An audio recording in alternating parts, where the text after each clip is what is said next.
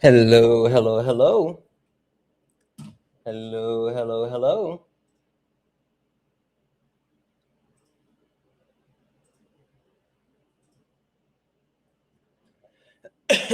I hope everyone is having an awesome, amazing evening. Welcome in, guys. Welcome in. Welcome in. This is Late Nights with Santana, and I am super excited to be back for night two. Night two of how America is ruining, or how America runs today. And guys, night one was absolutely an amazing first night. It was a great opportunity for us to not only really get things moving in the right direction, but even more than that, actually set the foundation for what we are looking to do for the rest of the week. So that being said, we're going to go ahead and get started here in just a moment. If you are interested in joining the conversation, go ahead and request up. Go ahead and request up. The panel is open for all. Now, one thing that I do want to remind people is that this is Late Nights with Santana. And what does that mean? That means that this is not a debate. FYI, this is not a debate. So if you are here and you were hoping for a debate, sorry, this is not the right space nor place. This is a place where we will absolutely dive deeper into the issues that are affecting us as a whole.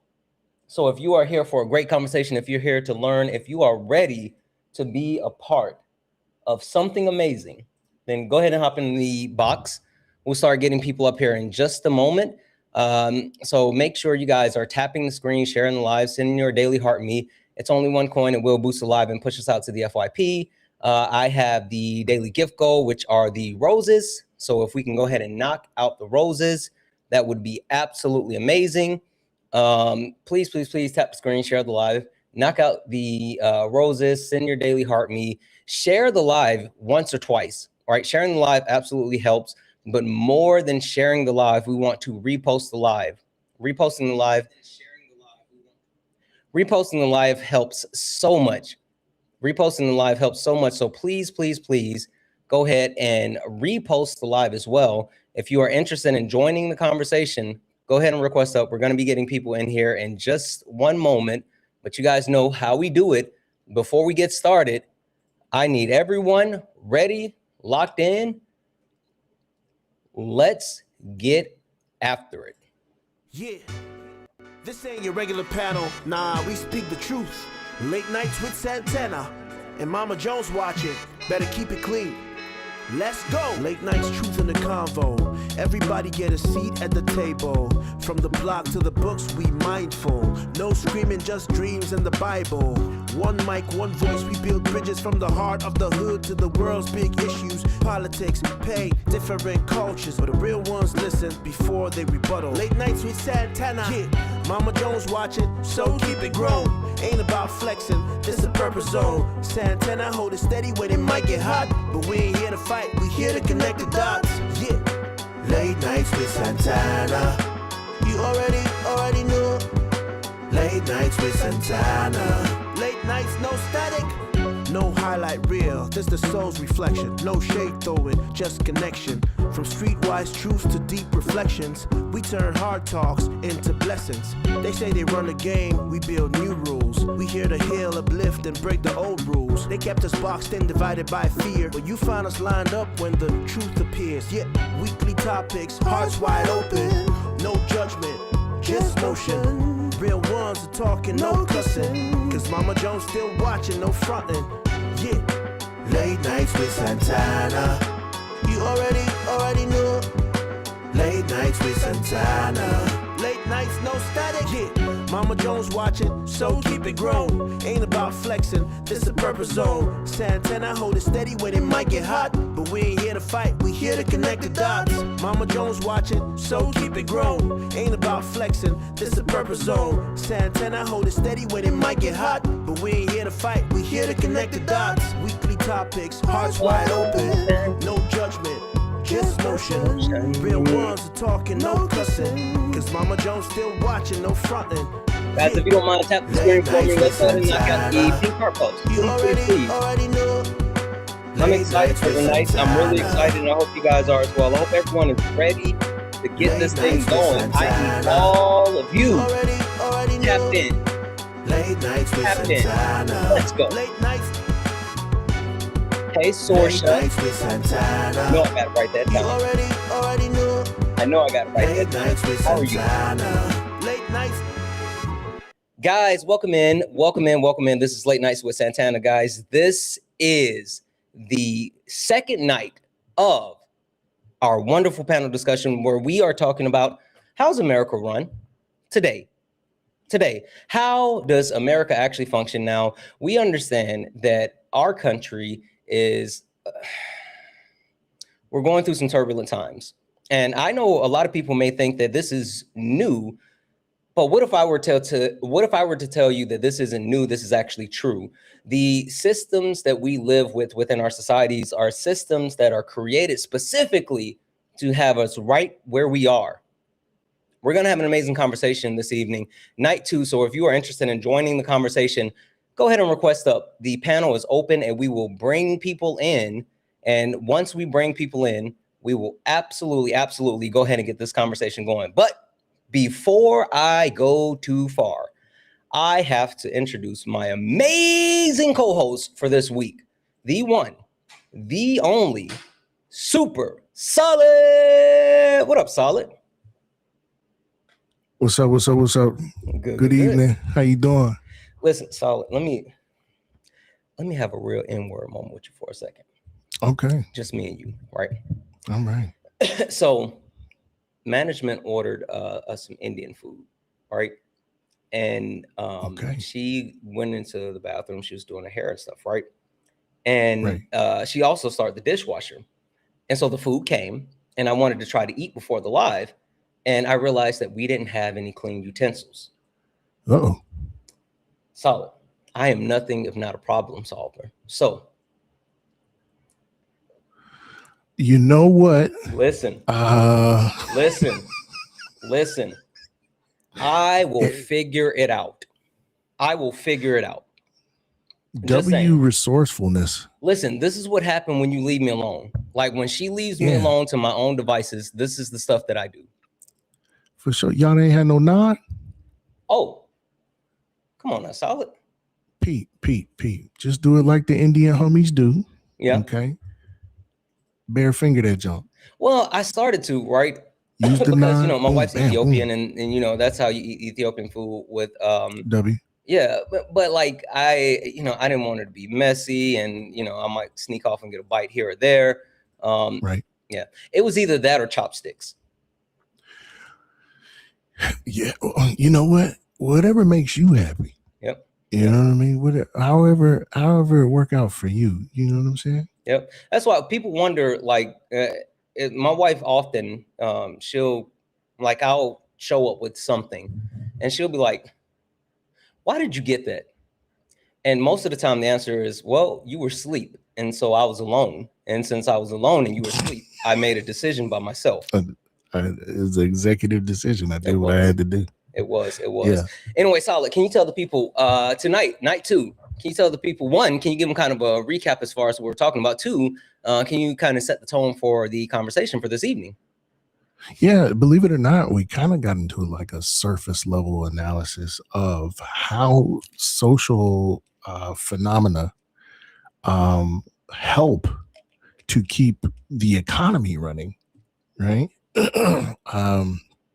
We talked about the United States treatment of the labor class, all of the dirty tricks they use to keep people impoverished, how institutions are used to maintain disparities, the ways in which the economy requires a desperate army of workers in order to operate.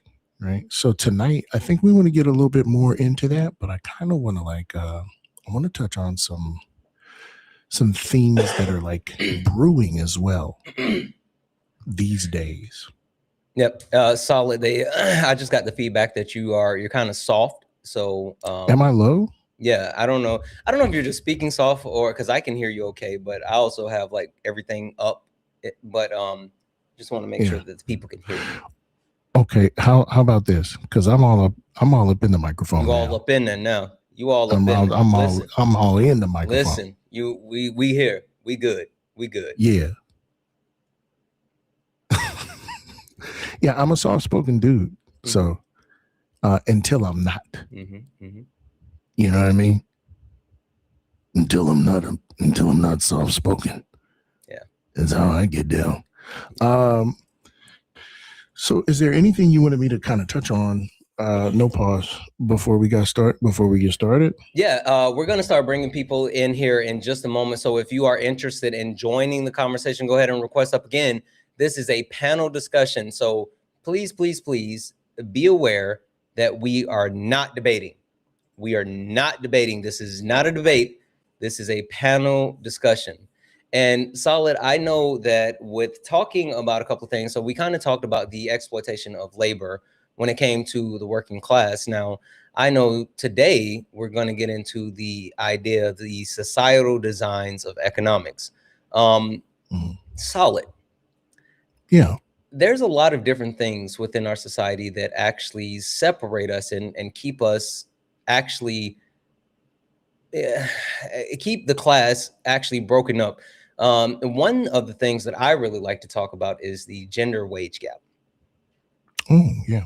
So I guess Solid, just to make sure people understand the conversation that we're getting ready to have today, can you tell them a little bit more about the societal designs of economics and how that works? Yeah, so pretty much we've all been tricked from the time we were little bitty elementary schoolers, okay? Just a tiny little Santana and a little baby Solid, okay? We've been kind of tricked into thinking that society should be organized in tiers, right? While simultaneously being told that equality and stuff now, right?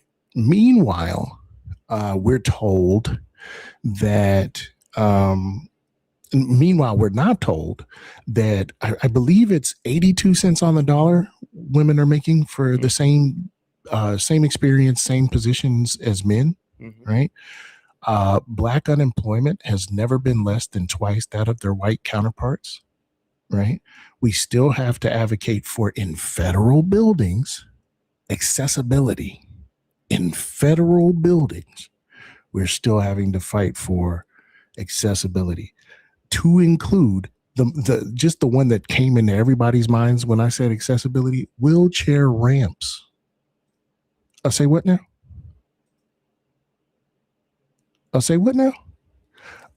So, but we're taught to kind of either look the other way, or we're taught that this is the way things are supposed to be. There's this kind of fear mongering that happens when it comes to your idea. When politicians come in, they got a choice. They can appeal to your sense of superiority, or they can appeal to your sense of fear. So another way, stigmatization and out-group derogation. These are two sociological words that are very important to me, right? When there is a group that you are being taught is supposed to be frowned upon, that they are a dirty group of people, that is called stigmatization, right? And your goal is to either be the best one out of that group or distance yourself from that group. Out-group derogation. Can we talk about that for a second? Can we go a little bit deeper? Yeah. No pause with that, Solid. And like one thing that I've learned, and we kind of talked about it a little bit yesterday. And again, I always go back to like my youth and the things that I really grew up with.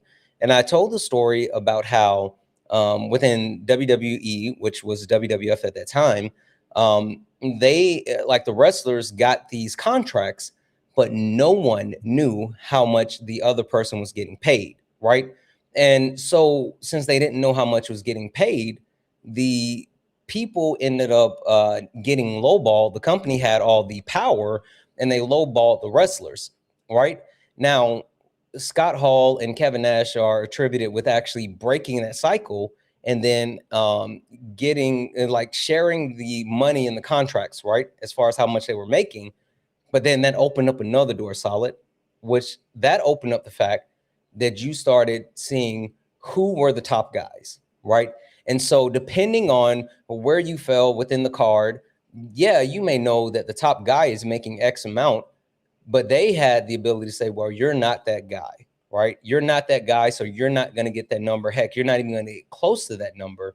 And so not only did they use the actual ability to control contracts to lowball people to better benefit themselves, as soon as they found a way to increase the wages for the workers, they then separated them into an additional hierarchy by pay class, which then said these guys are special and these guys are less special.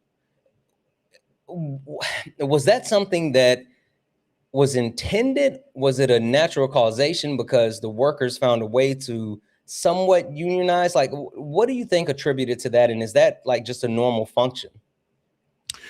It's absolutely manufactured. I'm glad you brought up wrestling. Are you familiar with the term kayfabe? I might have heard it once or twice, but I will say wrestling is still real to me, damn it. Anyway, go ahead. Okay. Well, kayfabe is a term that describes stage events or storylines that are treated as genuine or real, right? When behind the curtain, there is absolutely a planned outcome of what is going to happen, maintaining the verisimilitude that it's real is absolutely a thing, right? When workers unite, right, they're breaking kayfabe. You can do two things. You can keep kayfabe or you can break it, right? That's something for the audience to do. When workers unionize, they break kayfabe. They decide not to go along with the story that's told, right? The story being it's a meritocracy. They're only getting this because they're better or they're deserving, when we know that networking and legacy hires and legacy admissions are absolutely a thing, right? I know from being in corporate America for, let's see, I got out in 2015.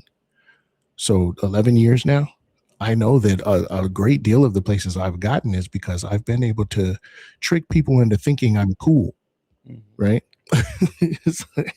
I go places because people like me, right? So there's kind of this lie of meritocracy, this performance of meritocracy as well, right? That's why union busting is a thing, because if they keep you, if the employers are so afraid of you all finding out that you're being cheated, of you all finding out how much you're paid, that they literally put money into making sure that you don't do that. Now, let's talk about that for half a second, Solid, because that's super interesting. Yeah. And FYI, the panel is now open. So if anyone wants to join this conversation, go ahead and hop up. It is open. If you want to join the conversation, you can request up. If you are over on YouTube, Twitch, Kick, Instagram, and you want to join the conversation, you do not have to leave where you are. The only thing you have to do is click that link that is in the pinned message, and you will be able to join the conversation. So you can join from anywhere, including the chat. So if you are here and you are interested in joining the conversation, go ahead and do so. Now, if you're in the comment section, especially over on the old Tiki Talks, and you are not trying to come up, but you want to listen, we still need you to be active participants. That means we need you tapping the screen. Let's get the likes up to 50,000 likes, knocking out the daily gift goal. I'm going to keep resetting the daily gift goal to these little 1-cent gift goals. It will help push the live out to the FYP, and I need everyone being active participants. So if you hear something that sparks your interest, any thoughts that you have, any questions you may have, just anything at all, make sure you drop it in the comment section, because we need you to be active participants. We need you to show the Tiki Talk that we want to be here. So do all the wonderful things. Solid. You spoke on union busting, right? And the most interesting thing about union busting is I'm convinced that the ultra wealthy, the business owners, the people that have the most to benefit from capitalism has somehow convinced people that not only are billionaires and the ultra wealthy the good guys, the faces, but unionizing is evil, right? I say that from two folds. One, I too, a lot of time in corporate America, and I've also been a part of management within corporate America. And it's been, I've been on the opposite end of the spectrum where I've been told, hey, keep an ear out. If you hear about anybody talking about unions, make sure you bring it to HR. We got to make sure we squash that, da da da da da da. But Donald Trump, prior to the 2024 presidential election, got on a Twitter space with Elon Musk. So the potential soon to be president of the United States of America got on a Twitter space with the richest man on earth. And they laughed about being union busters. They laughed about breaking up unions and ensuring that they didn't thrive. Why is that? Why are we in a situation where people, for some reason, have such a negative disposition on unions and value like the ultra wealthy? And even more so, how are they even just able to say that stuff out loud and that not just be something where people just immediately say, no, thank you? Hundreds of millions of dollars that has gone into think tanks taught to for the purpose of teaching us the regular everyday person to agree with billionaires or obscene wealth, to view them as some sort of hero or innovator, right? And to view anybody who speaks out against it as jealous or lazy, basically bankrupt in character. Yeah. Okay. Yeah, that's that. We're all okay with it because of how we're socialized. It's part of our socialization process. It's funny to me how we can watch a Hunger Games, you know what I mean? There's several movies, a Matrix, and completely miss the lesson that they're trying to tell us. That a people, a unified people, are the only weapon, are the best weapon, the most absolute weapon against any type of tyranny. Solid. Can we talk about some of the actual methods that they use to ensure that there are, again, going back to wrestling, heels, and the heels aren't the people that we should be focused on? One group of people that is at the center of attention, especially today, because our society, our country is so divided, but migrants, immigrants, undocumented immigrants coming into the country, they have been vilified. They're being told that, like, hey, the reason why you can't make it is because those people are coming into the country and they're taking the things away. The reason why you can't make it is because they're buying up all the houses and they're costing all these tax dollars with medical expenses. And I tell you, the actual propaganda, the way that it's been positioned, you would think that the immigrants that are coming into the country are the ones that are hoarding all the resources and have all the actual capital. You would believe that they were the ones that had the stuff. Yeah. And it's like quite the contrary, right?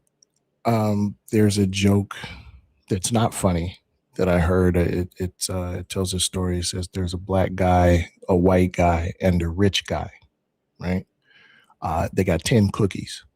The rich guy takes 9 cookies, turns to the white guy and says, that black dude is trying to steal your cookie, right? And that stuck with me, right? Because I find Bacon's Rebellion really interesting. Are you familiar with Bacon's Rebellion? I am, but I don't think everybody here in the live is exactly familiar. Could you give them an actual synopsis? Yeah, so 1676, 100 years before, I guess, the nation's birthday, there is a revolt of sorts. It's a dude named Nathaniel Bacon. He's got money, but he doesn't have status. Governor Berkeley, part of the legislative body for the Crown for the Virginia colony, is his cousin-in-law. Nathaniel Bacon says, "I want some of this good land." Governor Berkeley says no. He says, "Well, I'm gonna take it." Governor Berkeley says, "With what army?" And Nathaniel Bacon looks around and he sees the indentured servants, the white indentured servants, and he sees the black slaves. And he says, "There's my army right there." What ensued culminated in the unaliving of several of what we call the rich planter class in the Virginia colony, right? This frightens rich people so much that they decide to divide and conquer. They figured out that by splitting a unified group apart and having them police each other, that they can avoid attacks on themselves, right? When I was talking about outgroup derogation, it's really sneaky how it's done, because politicians will tell you, you are part of us. It's like Donald Trump's whole thing, right? Mhm. Winning, winning, winning, winning, winning, right? And the reward is, if you vote for me, then you're part of the winning team. Win, win, win, win, win. And those people over there from a foreign country, right, from what he calls S-hole countries, they're coming here to try and take your stuff.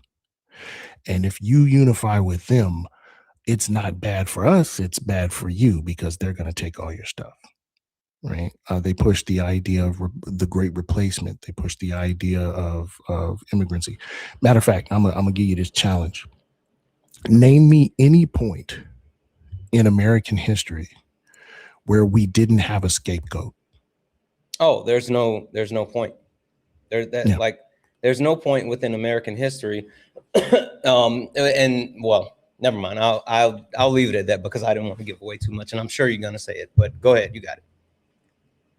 Yeah, well, literally, there's no point in American history where we haven't had a group of people that we could blame all of our problems on, right? And it sure is a huge coincidence that the scapegoat that we have, the threat, the enemy that we pick, never looks like the elites. Isn't that peculiar? Yeah. Right. Yeah. I mean, I think, as you know, I just finished reading Marx, and something that stuck out to me was talking about the history of society and how it continues to go through these same cycles. It's basically repackaging, right? And the repackaging, while there may be slight shifts, slight changes, slight flattenings, it's still the proletariat versus the bourgeoisie, right? Bourgeoisie. 1, 2. W's in the chat for Swan Wade. The Raid. Welcome in, Swan Raid. W Swan Raid. But the thing that caught my attention, right, was the fact that it talks about the scare that's created, where if you eliminate private property, or if you eliminate, you eliminate private property, or you eliminate this, or you eliminate that, the actual scare has been created, saying that it's going to be taken from the proletariat, but it's not. It's not. And so that's why they always, and to protect the ultra wealthy, they have to find someone to point the finger at and say, the reason why we have to keep this going is because if you try to actually dismantle this, then they're going to get the stuff. They're going to get this stuff. Yeah. That's the interesting thing. Reagan is the GOAT at being the devil, right? because turning the public against social programs, right? Programs became wildly popular after the Great Report, the Great, oh my gosh, what's the name of that thing where everybody was hungry? The Great Depression. The Great Depression. Whew. Took me forever. When there was one of the most, well, not one of the most progressive taxing of the ultra wealthy and corporations in United States history, which created the strongest middle class in United States history. Yeah, and that's what happened, right? It was like doggone it, help me out, y'all. Taylor, Lauren Taylor, Janet Taylor, Lawrence Taylor, LT. No. There's a woman who was dubbed the welfare queen. What are you talking about? Elizabeth Taylor? Hold on. No. Hold on. I'm gonna find it. Taylor Swift. You know what? Yeah, it was Taylor Swift. That feels right. That feels right. So the woman that Reagan dubbed the welfare queen was one Linda Taylor. Thank you so much. Linda Taylor was one person that was racially ambiguous, that was a master of disguise, right? But they knew that they couldn't settle on the idea of a white woman stealing from these social programs, because the whole goal was to say the reason why we need to get rid of social programs, the reason why we need to lessen social programs is because people are actually taking advantage of it. They're stealing, they're cheating, and you don't need to pay for cheating, right? But they knew they couldn't lean on a white woman as the figure piece for this. So they decided to absolutely acknowledge Linda Taylor's blackness, right? So that they could have a black scapegoat. Fast forward to this year, early this year, late last year, right? You have Amy Bach, which was a white woman who took advantage of a social program, feeding our families, right? Or feeding our future, right? Was her company that she was doing some spying on, right? Or some manipulation to. And instead of focusing on her, all of the focus has been on the Somali immigrants. Yep. The entire Somali population has been blamed for what a white woman does. Only one person has been prosecuted, but the news, the media outlets, everyone has ignored the white woman because the scapegoat is the most important part. The story is the most important part, right? To distract you from, basically, anytime we can withhold resources from the working class, it can line our pockets as elites. Yep. Right? Yep. And the goal is to train you to look the other way. The goal is to find a heel and perform that kayfabe and tell you a different story so that you will look at that story and look at that heel rather than looking at the very people who are actually stealing. Yeah. I think that's a lot to be said about that, and I think it actually points to the fact that there's a necessary, and I'm putting that in air quotes, necessary evil at all time to justify the system that we live in. Guys, I do want to remind everyone, hey, the boxes are open. We just had someone over on YouTube that I was just about to bring in, but it looks like they dropped out. I don't know if everyone's intimidated by this topic.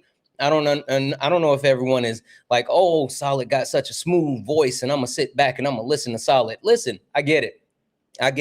I could sit back and enjoy the conversation with Solid for days, but this is a panel discussion. This is Late Nights with Santana. This is community, and I am directly calling our community out. I'm directly calling our community out because last night I let you guys slide. I did. Deb's in the chat. Thank you for the galaxy. I let you guys slide with hanging back and listening and learning. But you guys know for a fact that we don't do that here. And the only way that we can learn is if we learn together. So even if you are not confident in what we're talking about, join the panel. Join the panel, get an opportunity to add something to the conversation, whether it's a question, whether it's a thought that you have, anything is welcome, but we need all of you to be a part of this. If you aren't going to be a part of this, then guess what? Me and Solid, we can go, listen, I can close this thing down in Solid and I can do this on a FaceTime. And we can FaceTime each other and talk about all this stuff right now. So if you are going to be here, I understand people sitting back, listening and learning, and I love the heck out of you, but we have to do this as a community. We have to learn and grow together. And this is the best time because late nights guarantees no arguing, no yelling over each other, no necessary It's just an opportunity for us to grow. So I'm going to start bringing people in. And as we join, mute yourself, and I will allow you guys to continue to engage in the topic.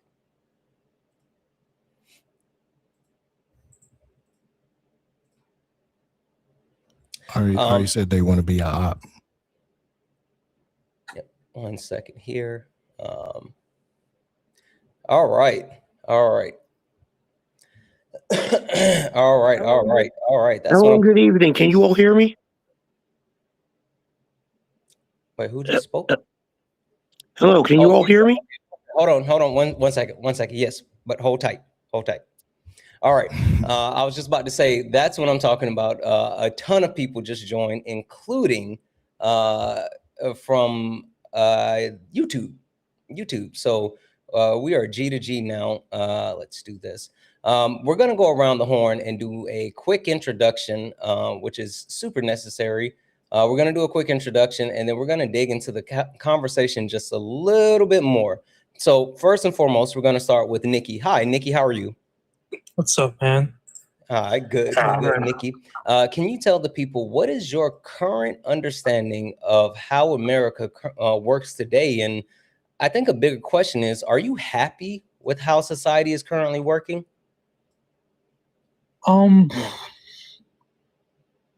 I think the bigger question is, should we be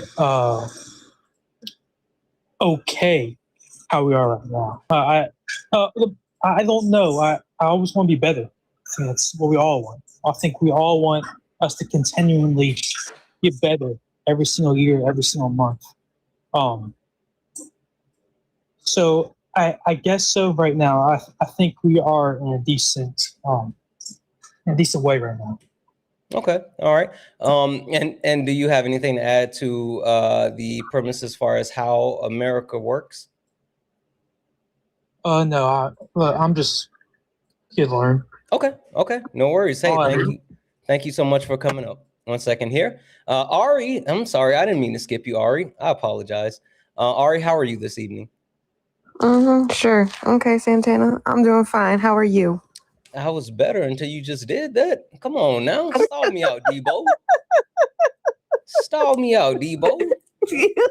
You forgot about me after we just talked about One Piece. The Listen, disrespect. what it was is that when I dropped like my third account, it like did something. Well, it moved you around, and then I'm also trying to fix the screen. And you know, when I start doing more than one thing at a time, it's not good. Like a lot of bad stuff happens when I try to multitask, and so that's what happened. So I apologize. No, you're good. What's up? Dang it. Ari, can you tell the people? I know you kind of talked about it last night, so I'm not going to make you answer that same question again. But I would love to hear you tell the people what are your expectations for the conversation that we're having this evening? Yeah, a lot more unpacking. I'm hoping to get really into hoping that I see that you guys on the background have like disparities and institutional disparities. I would love to look at the different intersections and how that plays into capitalism and the exploitation of labor. So I'm really excited for this conversation to continue from yesterday. Okay. Perfect. Give me a second here. Miss Donna, how are you? Hey, Santana, how are you? Good, good, good. Miss Donna, can you tell the people what is your current understanding with how America works today? I went down the rabbit hole and I understand a whole lot more and trying to learn more about capitalization and what it really does to our world and how it was already in existence, but it was purposely ignited in the 70s. Yeah. I will say that I know we talked about like Ronald Reagan and things that happened pre-Reagan and post-Reagan. I think there's a lot to be said about that. But okay, give me a second here, Miss Donna. Okay. Swan, how are you? I'm doing well. How are you, Santana? Good. Swan, can you tell the people? Again, you were here last night, so I'm not going to make you answer that specific question because I need more from you. So Swan, tell the people, what are your expectations for tonight? My expectations are that people understand the importance of valuing themselves and they prioritize that over these oppressive systems that harm everybody, even those that benefit from it, because it's robbed them of their ability to see the humanity in others, and you have to lose value in yourself in order to accept that. So yeah, that's my goal, is that people see themselves and see each other. Okay. Perfect.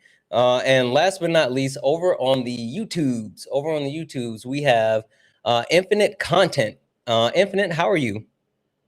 I'd be better if I hit the Powerball, but what can I say? Listen, if you hit it, you Buffalo something. I'd give you like, if it's like over 200 million, I would give you like 1% because I'm not a greedy man and I can't spend it all. I was about to say, listen, I don't need all that. Just hook a brother up. Yeah, I'm gonna tighten you up. The channel gonna be doing real nice. You're gonna have great backgrounds and 8K cameras. Listen, we in there. I mean, I'm not saying, but I'm just saying. But I'm going to tell you my view of America right now. We are in a second Gilded Age. And I am not joking. We are getting robbed and fleeced by these corporations. There is the greatest raid on the U.S. Treasury that's ever been had by these corporations. And now they're doing these data centers, which are massive drains on natural resources, land. They're draining water and using more power than, like, the data center that's proposed in Utah is going to use more power than the entire state. And if we don't start changing things and figuring it out now, we are going this, and combined with the overspending on the military, we are going to be in a sharp economic decline. And economic decline leads to economic ruin. You can check any empire. Overspending on the military will lead to economic ruin. Go from Rome forward. Okay. All right. Perfect. Give me a second here. All right. So I know we're almost an hour in, but I got to make sure that I do this. Just a quick reminder to everyone on the panel, guys, please use TikTok friendly language as we have this conversation. Please be mindful and say things like pew pew, unalive, C19, mustache man, all of those things that will not only protect your TikTok, but it will protect the live and allow us to continue to have these conversations. And also, please remember, this is a safe and friendly community. What does that mean? That means that we don't deal with any of the isms, racism, sexism, classism. We also don't do any of the phobias, homophobia, transphobia, none of that. We don't play that on the panel nor in the chat. And speaking of the chat, please remember, caps are for mods. Please do not use caps because it will draw my attention away from the panel and to the chat. And we want to make sure that we're having this amazing conversation. Now, I would be remiss if I did not say, if you'd like to support the live, you can do so. Cash App, PayPal, Venmo, pay links and link in the bio. Santana speaks for you. If you're over on YouTube, you can send a super chat. I will read that out. That's the best way to support the live. Keep it going with late nights. But what's even more important is what we are driving for this entire week.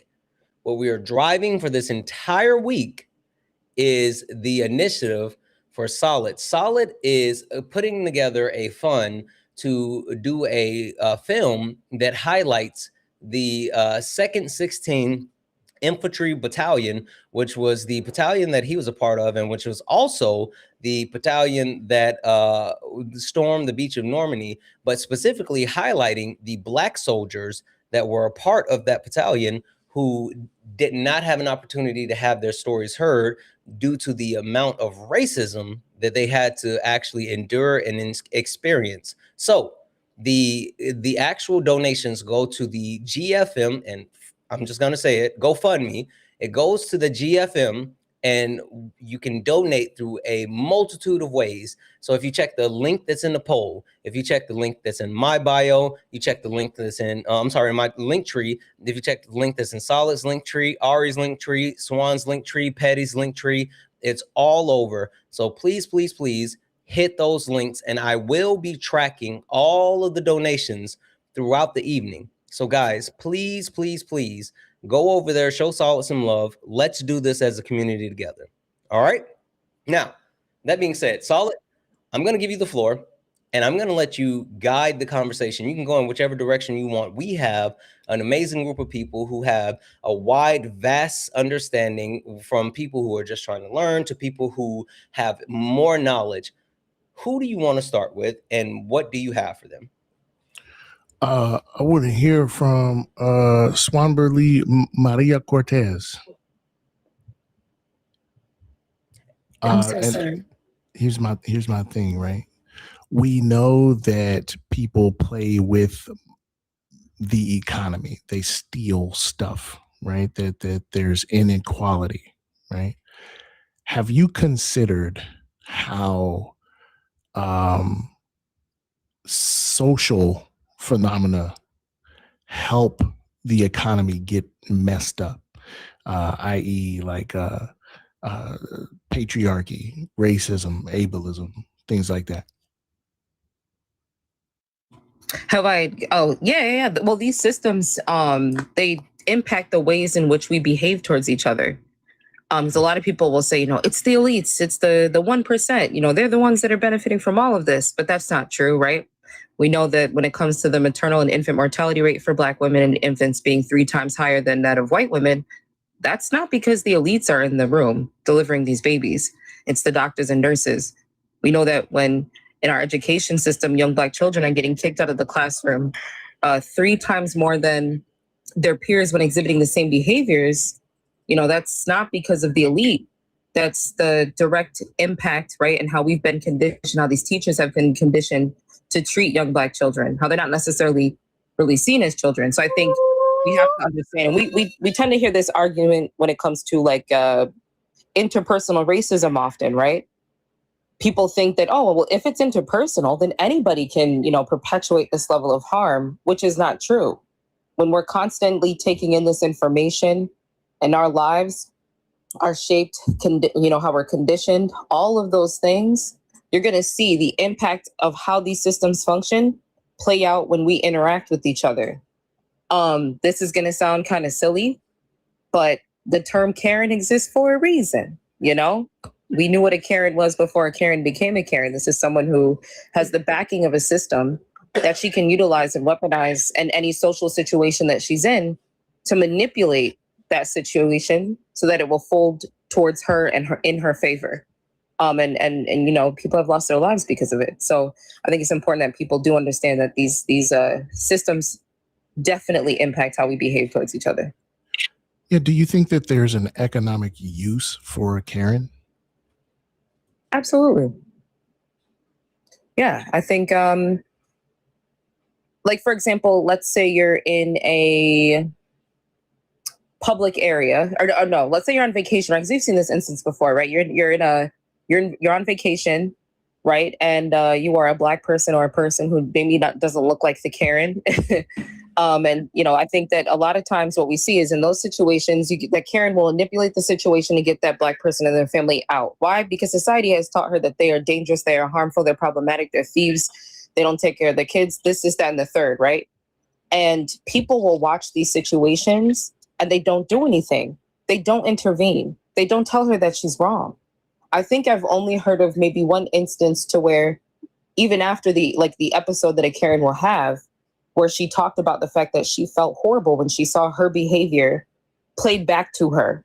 Like she felt horrible, but she didn't realize what was going on in the moment. This is something that's deep rooted within our society, that entitlement that just came out of her so easily, right? That she didn't even realize was there. That's why I say these systems rob us of our humanity, because they will impact how we live. If you want to get some people that don't look like a Karen out of an area, Karen can just become emotional, and then whatever she says goes.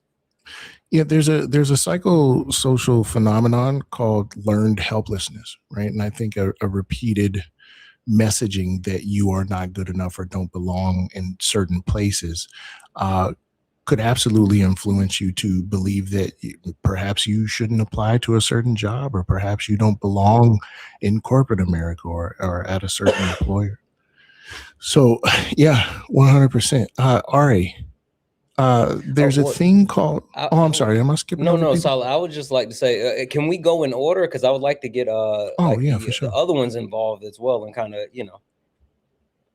Okay, Miss Donna, do you think things like the pink tax contribute to the gender pay gap?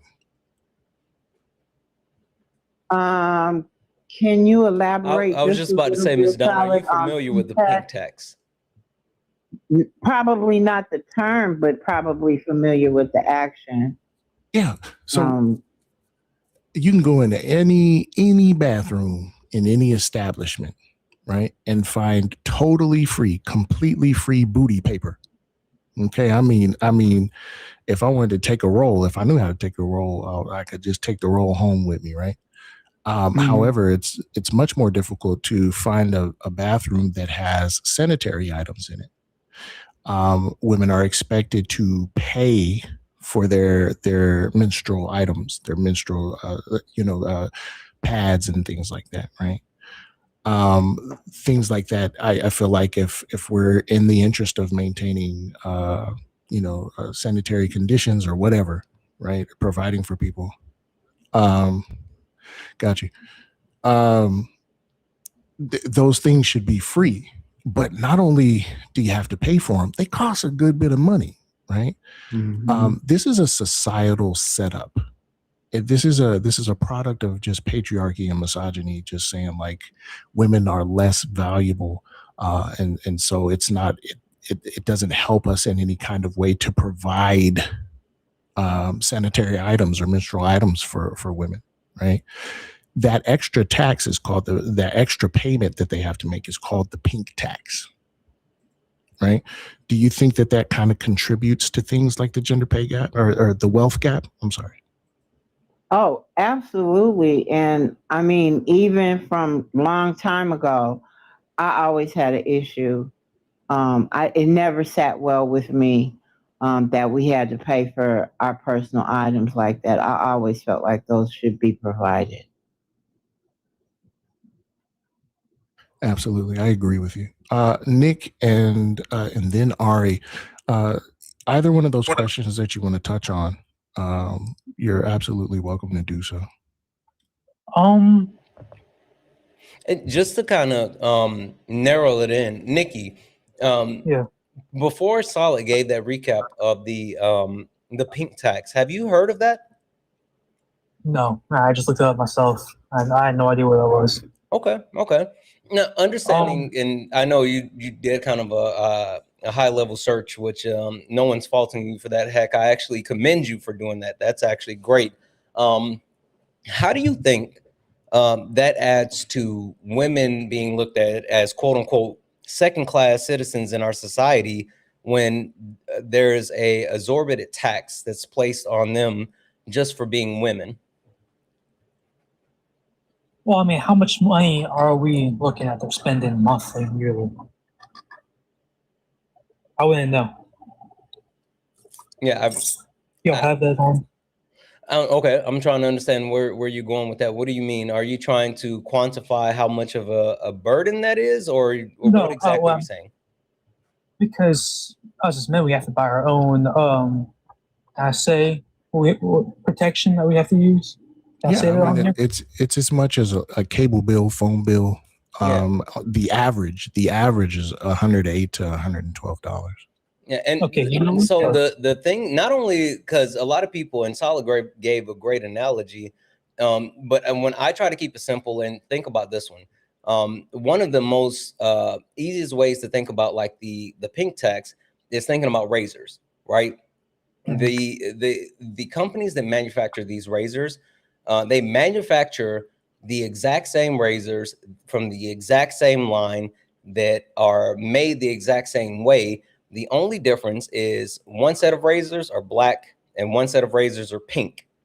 And the ones that are pink are specifically marketed towards women. And there's an additional cost on those pink razors versus the black razors. There's not an extra blade. There's not an extra like gliding strip or anything. It's just pink versus black. And they get more because they're marketing it specifically to women.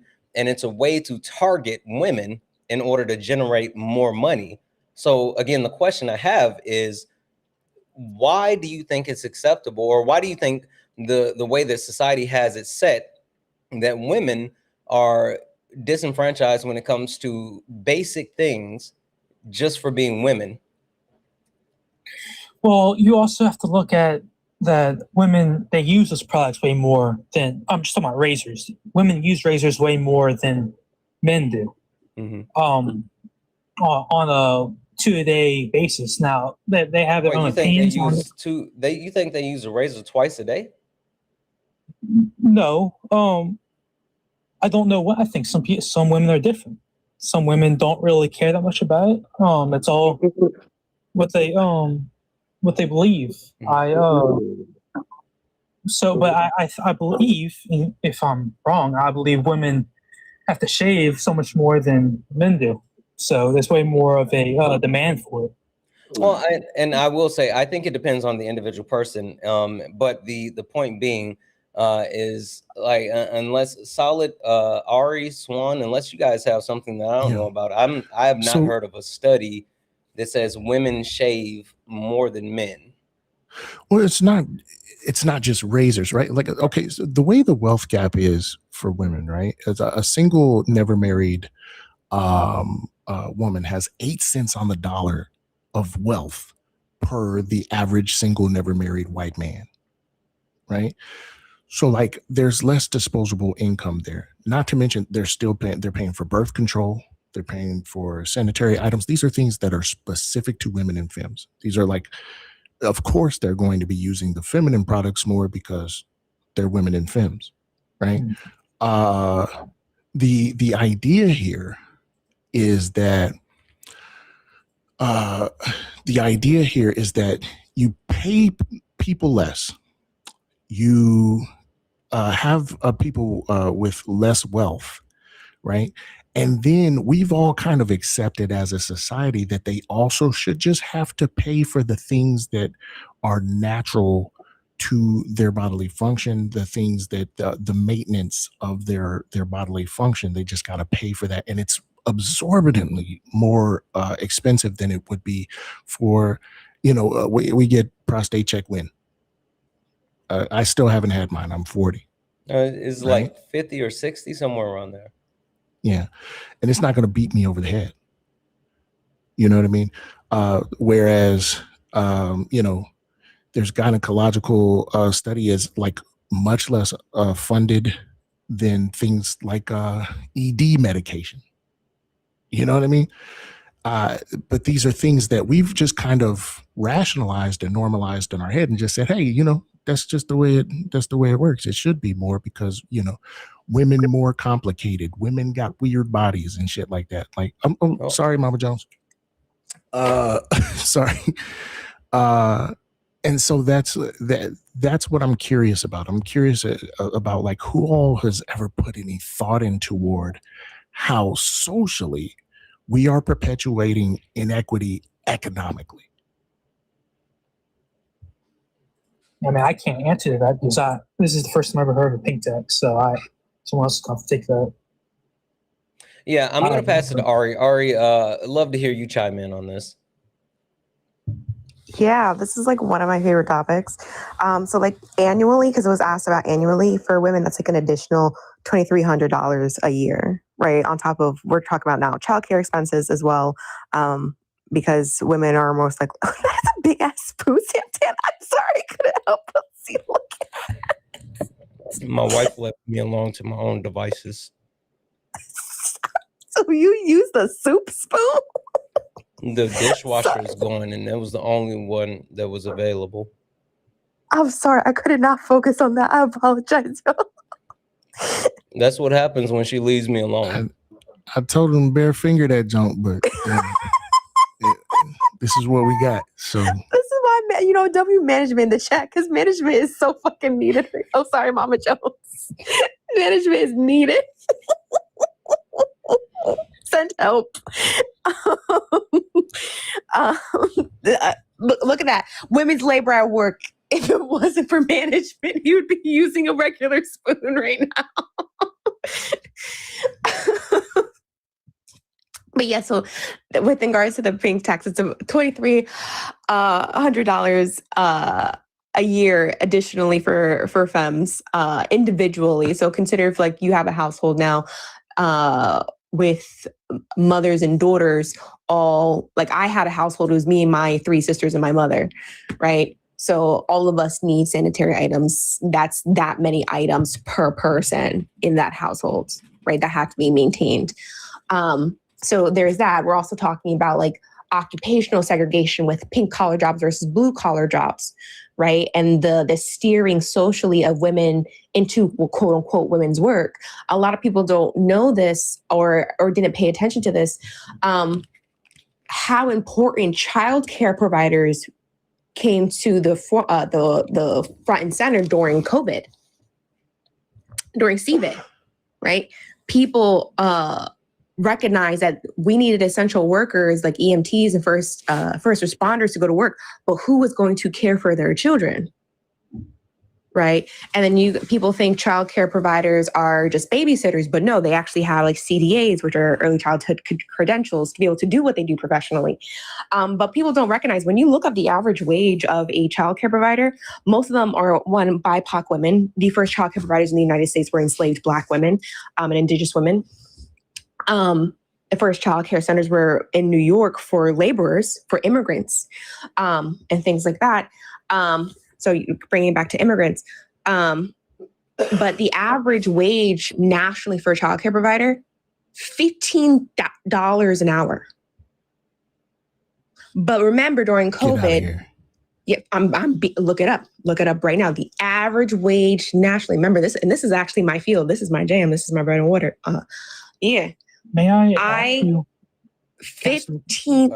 You got. One second. Nikki, please wait until Ari finishes, and then we'll get you back in. I'm sorry. Someone else chimed in and asked for a number. I was going to ask her a question too. Solid is the co-host, but please don't just hold it. And when she finishes, then you'll get an opportunity. Anyway, sorry. Go ahead, Ari. Yeah. $15,000. Oh, not 15. $15 an hour is the average. Guess how much a valet gets paid to park a car? 20. 15 as well, maybe 16. To park a car. We are paying people who are literally the backbone of the workforce, right? People don't go to work without those care providers. And we don't even have to even just cover childcare, elderly care workers, right? If someone's not taking care of your parents who need aid and those things, who can you go to work?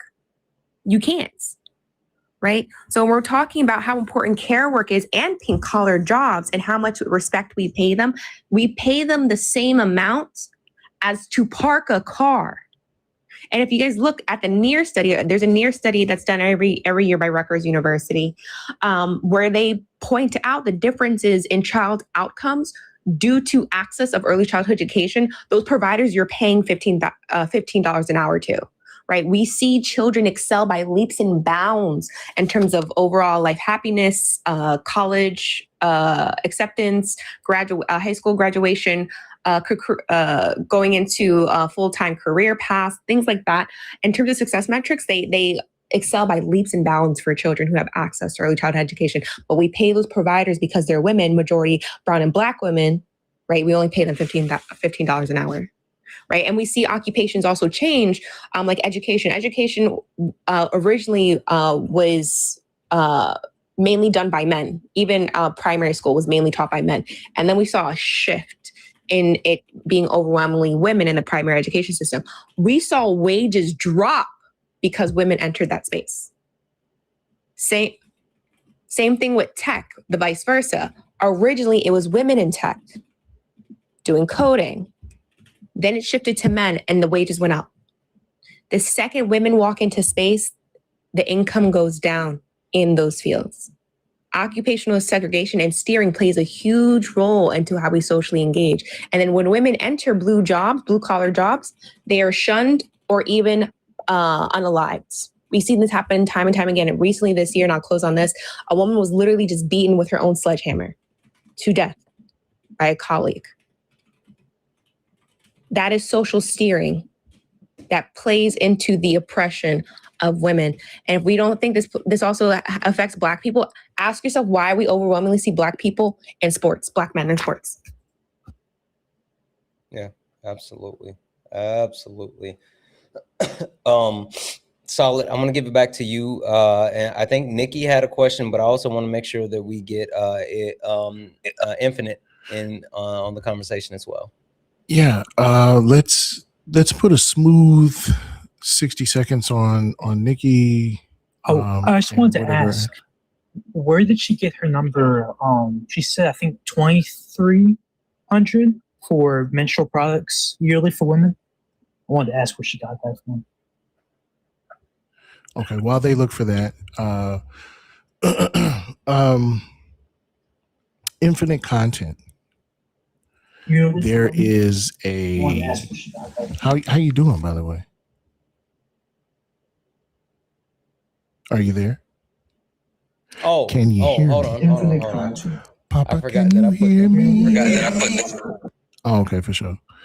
Okay, I've had better days, Solid. I'm looking after my mom and a friend who's recovering from a major surgery. So and I'm a pharmacy tech, so I've actually seen people drop from COVID. Like I said, I've had better days, but there are better ones ahead. Okay. Well, thank you for that. I hope things brighten up. Yeah. I think when I feel like that, the number one thing I do is turn to my community. You know what I mean? So the question that I have for you, there's a stat that I always throw out. I throw it out a lot, right? 74% of HOLC red line neighborhoods are still as segregated today as they were in the 1930s, right? Where these neighborhoods full of Black folks, for example, Cook County, are like holdovers from redlining, the initial redlining. These neighborhoods are food insecure. They have low education funding because they have low property taxes. Which also means it translates into them not getting good jobs, right? This is on the surface level, and this is one of the questions I think might be the most important here, right? As an individual, have you ever been able to directly draw a line from someone who is in a historically redlined neighborhood to their status as a low-wage worker?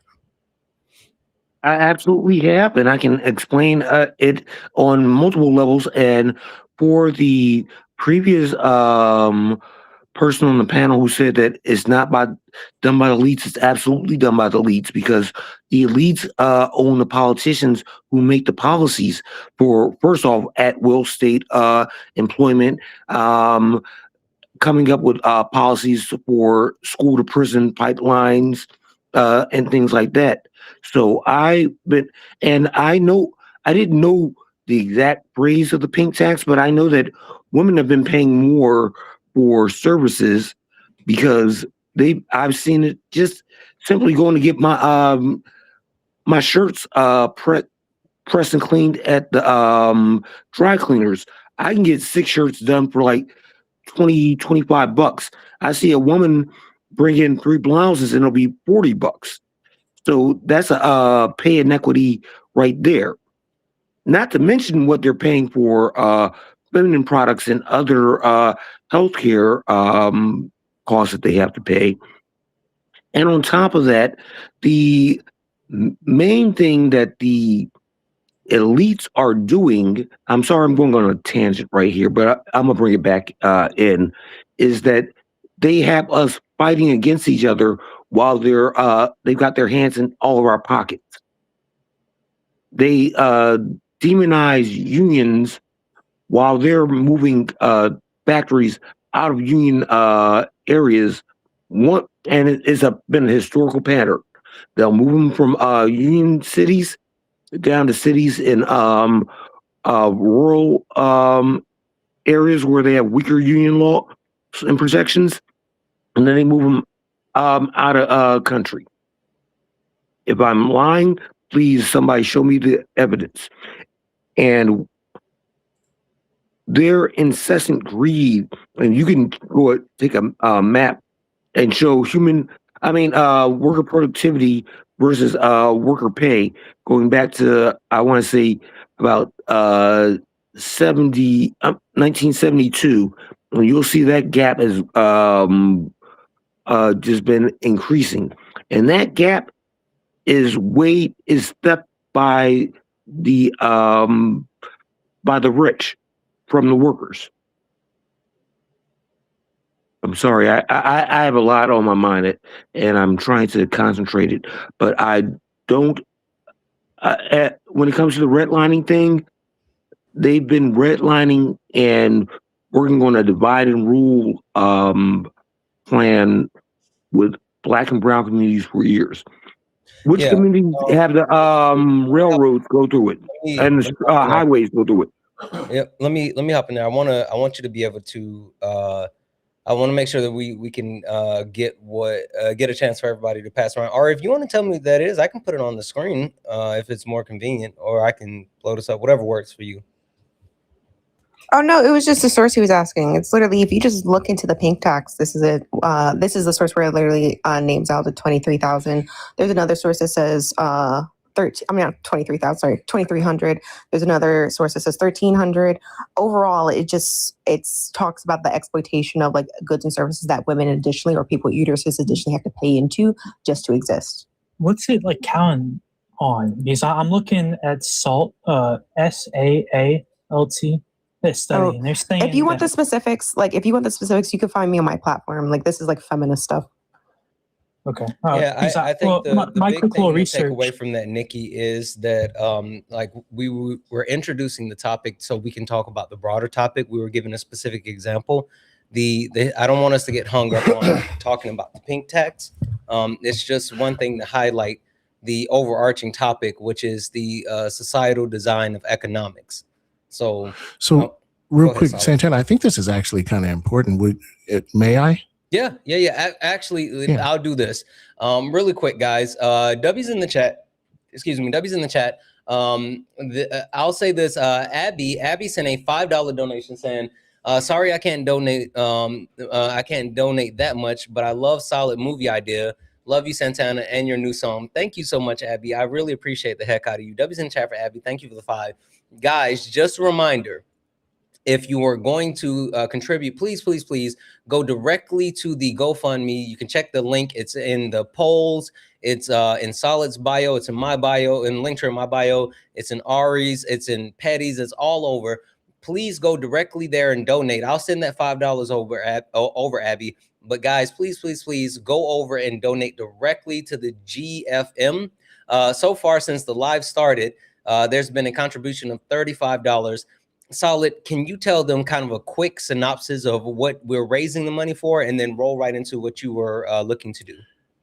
Yeah, I from the time I was 17 to the age of 27 years old, I was a combat medic and a respiratory therapist in the United States Army. In 2007, I deployed with the 216th Infantry Battalion.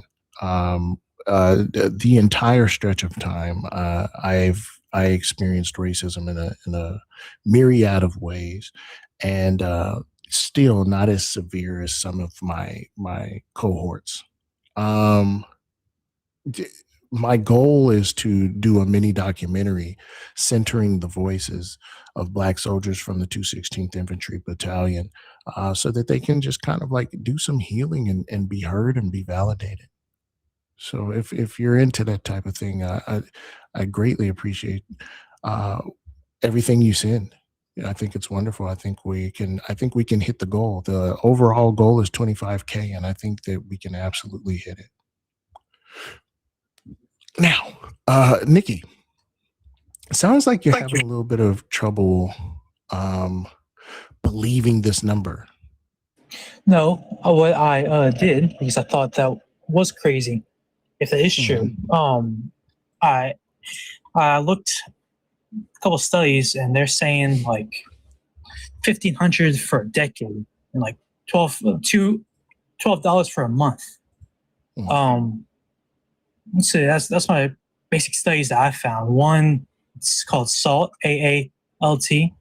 Another one is called ISA, the Association for Clean and Facility Solutions, which are both think that reliable. any extra that they have to pay just to exist as women is egregious, right? 100%. What I think is even wilder is that it had to be looked up, right? As men, right? I don't think we put much thought into the experience of non-men. 100%. Like I just said, I had no idea what Pink's tax was. Yeah. And that is the reason why I asked Santana to let me host these topics, right? Is because I don't think as a populace, I don't think we spend much time considering how just being part of different groups may affect us economically. Yeah. You know what I mean? 100%. Yeah. The way that we have all kind of accepted that society operates, our interactions with each other, we just kind of like take things for granted. They're what we call social norms. I think that these are, oh, we didn't even get to bras, It's tribalism. That's what it is, you know? I don't know about tribalism so much as in-group, out-group dynamics, right? But even then, we've been kind of taught to order society into hierarchies, right? We've been taught that, some people are naturally predisposed to being at the top or being successful, right? And I think that that is fun and games until you end up in an in-group that is not higher up in the hierarchy. You know what I mean? 100%. Too many thoughts. What is Hi, I'm here. Nikki, one second, Nikki. Too many thoughts. Hi, how are you? I'm good. Hi, my name is Daniela. You don't have to say that whole thing. Daniela, how are you this evening? I'm good. How are y'all? Thank you for letting me up. Absolutely. Really quickly, before I pass it back to Solid, can you tell the people, what is your current understanding as far as how America works today? I think it's working the way it's supposed to step on whoever they need to step on, whoever is the easiest to step on, to get where the most privileged need to be. As a small business owner, single mom with an aging parents, and unfortunately brothers that don't help much, I'm kind of at the bottom, and it's angering, especially seeing where my daughter is gonna be. She's 10. Like where it's heading right now, it's extremely angering. Yeah. And I'm trying to figure out how to change it in my small way. Absolutely. Well, I think that's super important. And ensuring that we figure this out together is one of the best things that we can do. I'm going to give it a solid.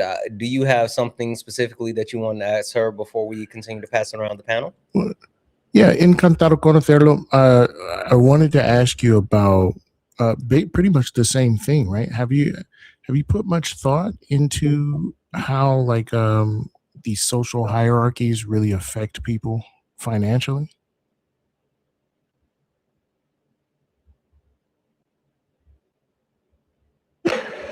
An Amber Alert just went off on my phone. Sorry. Oh, well, I hope they're found.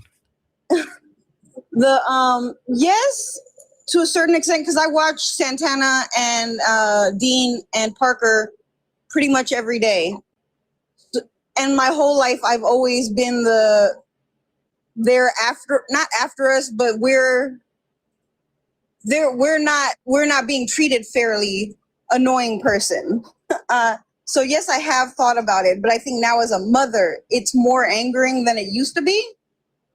Because like I said, my daughter's getting older. She's starting to look like a woman now. And the things that she's going to have to go through is frustrating. Yeah. It's like you have to introduce children into this into this world, and they have to be able to navigate these inequities, especially when you have children who are members of marginalized communities, right? That's really difficult, right? Is it okay if I get a little personal? You want to talk to my daughter? Yeah, sure. No, absolutely. I want to talk to you. Oh. Yeah, no, you can get pretty much as personal as you'd like. Okay, I'm assuming you're Latina or. Yeah, Santana, I spoke to you the other day, and then last time I sent you a Cash App, I got a little rude on the Cash App message. Yes, I'll watch my mouth. Oh, I remember you. Yeah, can't talk to the mods like that. Yeah, anyway, my bad, dude. Go ahead. Yeah. Can you think of any time when being Latina, or being a Latino person, has affected your pockets, right? Like where just having the identity you have has led to some weird adverse outcome? My pockets. I mean, I wouldn't. Yes, to like adjacently or to an extent. Being assumed to not speak Spanish to not speak English while I'm literally speaking English. It's nuts.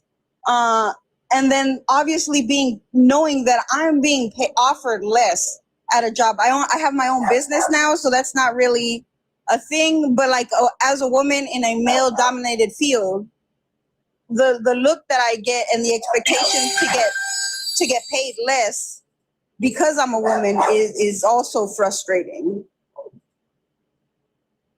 I don't know if it's because I'm a Latina that's 5'2", and I work with mostly really big dogs, like actual dogs. I'm a dog boarder. You can hear one in the back. But yeah. I know that I'm being looked at differently because I'm a woman, because I'm Latina, because I'm small. Okay.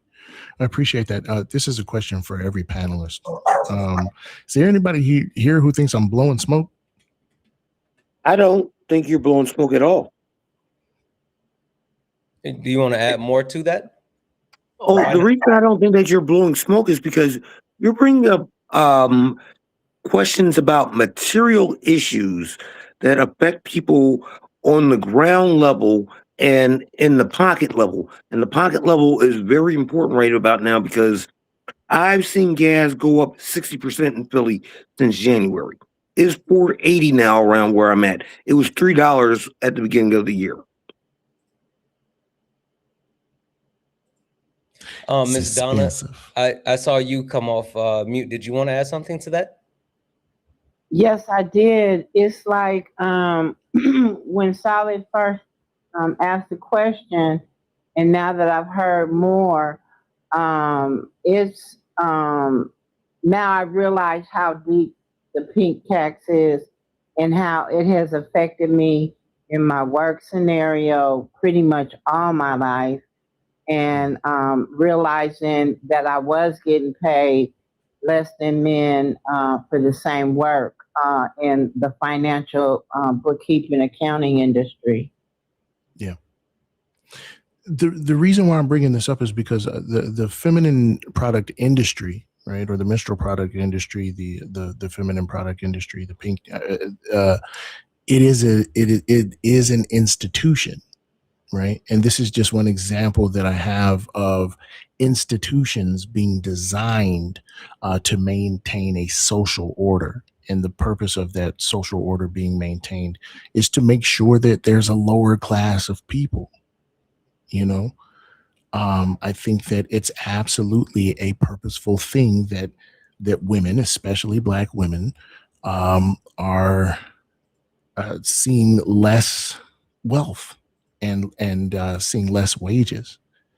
And I think that it makes it exponentially more difficult to pursue equal wages when you have to pay more than anybody else does for things that are fundamentally necessary to just being in society. Yeah. Yeah, I could not agree more. And it's interesting to see how those things are easily, for lack of better words, swept under the rug and just be something that's acceptable. So this is what I want to do because we got some other people that I want to go ahead and get in here. So Miss Donna, Infinite Content, I want to swap you two out. But thank you so much. I'm going to get off anyway. I'll just be on YouTube. Thank you for listening to me, and y'all have a great night. Thank you. You as well. And Miss Donna, I'm going to drop you down. I appreciate you so much. Thank you for letting me up, Santana. I appreciate you. Absolutely. Thank you, Miss Donna. Thank you, Solid. All right. So we have more people requesting in over on YouTube. So we're going to get multiple people in from YouTube. But while I'm doing that, Debbie's in the chat. It looks like someone else just added an additional 15 to the GoFundMe. Guys, please remember that we are looking to raise money for Solid's effort. He is filming a movie and he has a GoFundMe, which is in the polls. It's also in the, turn that one on. It's in the polls. It's also in the actual link tree in my bio, in Solid's link tree, and Ari's, and Swan's, and Petty's. Please, guys, go show Solid some love. It's the best way to support. We're driving everyone to that GoFundMe. Debbie's in the chat for Abby for the 2. I appreciate you. You're perfectly fine. It's all good. But Debbie's in the chat for you. Thank you. Ari, you had something that you wanted to share with Nikki, and then I'm going to get someone else in from YouTube here as well. Oh, yeah. It was just that literally, if you look up right now, the price of a box of tampons is $14. Where are you? If you don't mind, where do you live? What state? What state? Oh, because there's different prices for things in California are different from prices and things in Louisiana. So, okay, is that not true? Yeah, I mean, prices differ from state to state, but the consensus is the average. It's the national average. So Ari doesn't need to tell you where she lives. Like, you can, if you want to account for the different costs depending on where you are in the country, absolutely, it can differ. You know, someone said something in the comments, and I'm going to harken back to what Petty said. And like, I normally don't give Petty too much credit, but I'll give Petty a little bit of credit. It feels like that you are trying to kind of diminish and downgrade the information that you got just because you have just learned about this information. For some reason, it's like you're having a really tough time with conceptualizing the pink tax. And I don't know if it's because, one, you're a man and it doesn't affect you, or two, you think that this is a debate and you somehow need to like break down the argument and give a rebuttal for it. I'm a little confused what's happening right now. Honest question, what are you hoping to gain with I guess the pushback that you're trying to provide for the pink tax based off of the limited knowledge that you have of it? I'm sorry. I heard what you just said for the past like 10 seconds. My phone just like crapped out. No, I'm not challenging anything that y'all have said up here. Like I just said, I had no idea what pink tax was. Mhm. I want to know how much it is and how different it is throughout the states and say Canada and say first world nations. I believe that matters. And again, I hear you, but and again, that's why I said, what is your intentions with the line of question? Like, what are you hoping to achieve? Are you hoping that someone on the panel is going to fully educate you on the pink tax? I'm still a little bit confused, because even if you want to gain, which I applaud you for wanting to gain more knowledge about the pink tax, but the point that I'm getting to is again, Solid indulge the conversation a little bit more, but I think that we're getting kind of caught up in the minutia of like trying to clearly define the one thing when there's a bigger picture of looking at how all of these things actually exist. And so getting like hunkered down on one thing is a problem. 100%. Yeah, she brought it up this last time. I didn't say anything. Just real quick, Nikki, if it's okay, Santana. Mm-hmm. Okay. In the past month, have you bought any tampons? No. Okay. All right. So the only way for us to know, right? The past year? Nope. I am a man. Actually, okay. I'm a boy. All right. Okay. So you are 18, the only way, right? I'm 18. Yeah. Okay. All right. So literally, we have no point of reference because we're not spending. Now, me, I have women and femmes that live in my house. I go shopping for feminine products all the time, right? They send me a screenshot of what they want. I go and I pay for it. I'm gonna tell you right now that every time I make a trip for those products, I'm spending at least $50, right? The idea here is that you're now being confronted with new information that you had no idea of, and are now rejecting or pushing back on what is being said, right? And that is a direct result of social conditioning. A direct result of social conditioning, right? Do you think the pink tax is like made up? No, like I just said, I had no idea what it was, and I went with myself and looked it up myself. Right. I think as men, we're and this is a perfect microcosm. I love it because a regular spoon, yeah, let's go. Management. I know it's management. Welcome back. Thank you. As men, we're conditioned to not even think about what women go through. Yeah, we're not conditioned to think about that at all. And so we have a decision, and because we're not conditioned, think about how overwhelmingly 82% of all employer business owners are white men, right? That only have their life experience as reference, right? To not even think about what it must be like to menstruate, right? It's not going to pop up at all in their consideration of their women and femme workforce or their people with uteruses workforce. Yeah. It's not even going to register. They're not even thinking about it.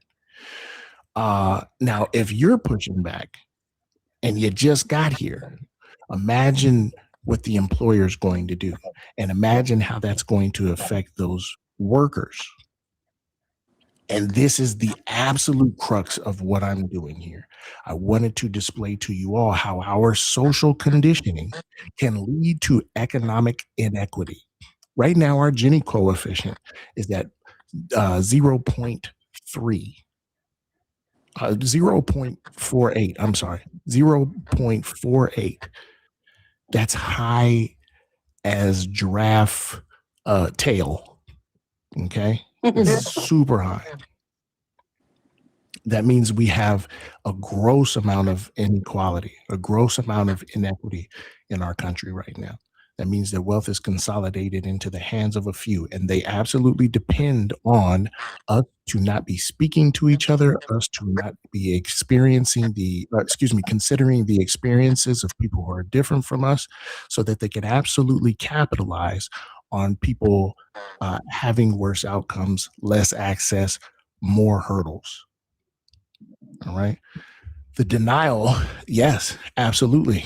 The denial of smexism is smexism, 100%. Men are socialized to be sexist, 100%.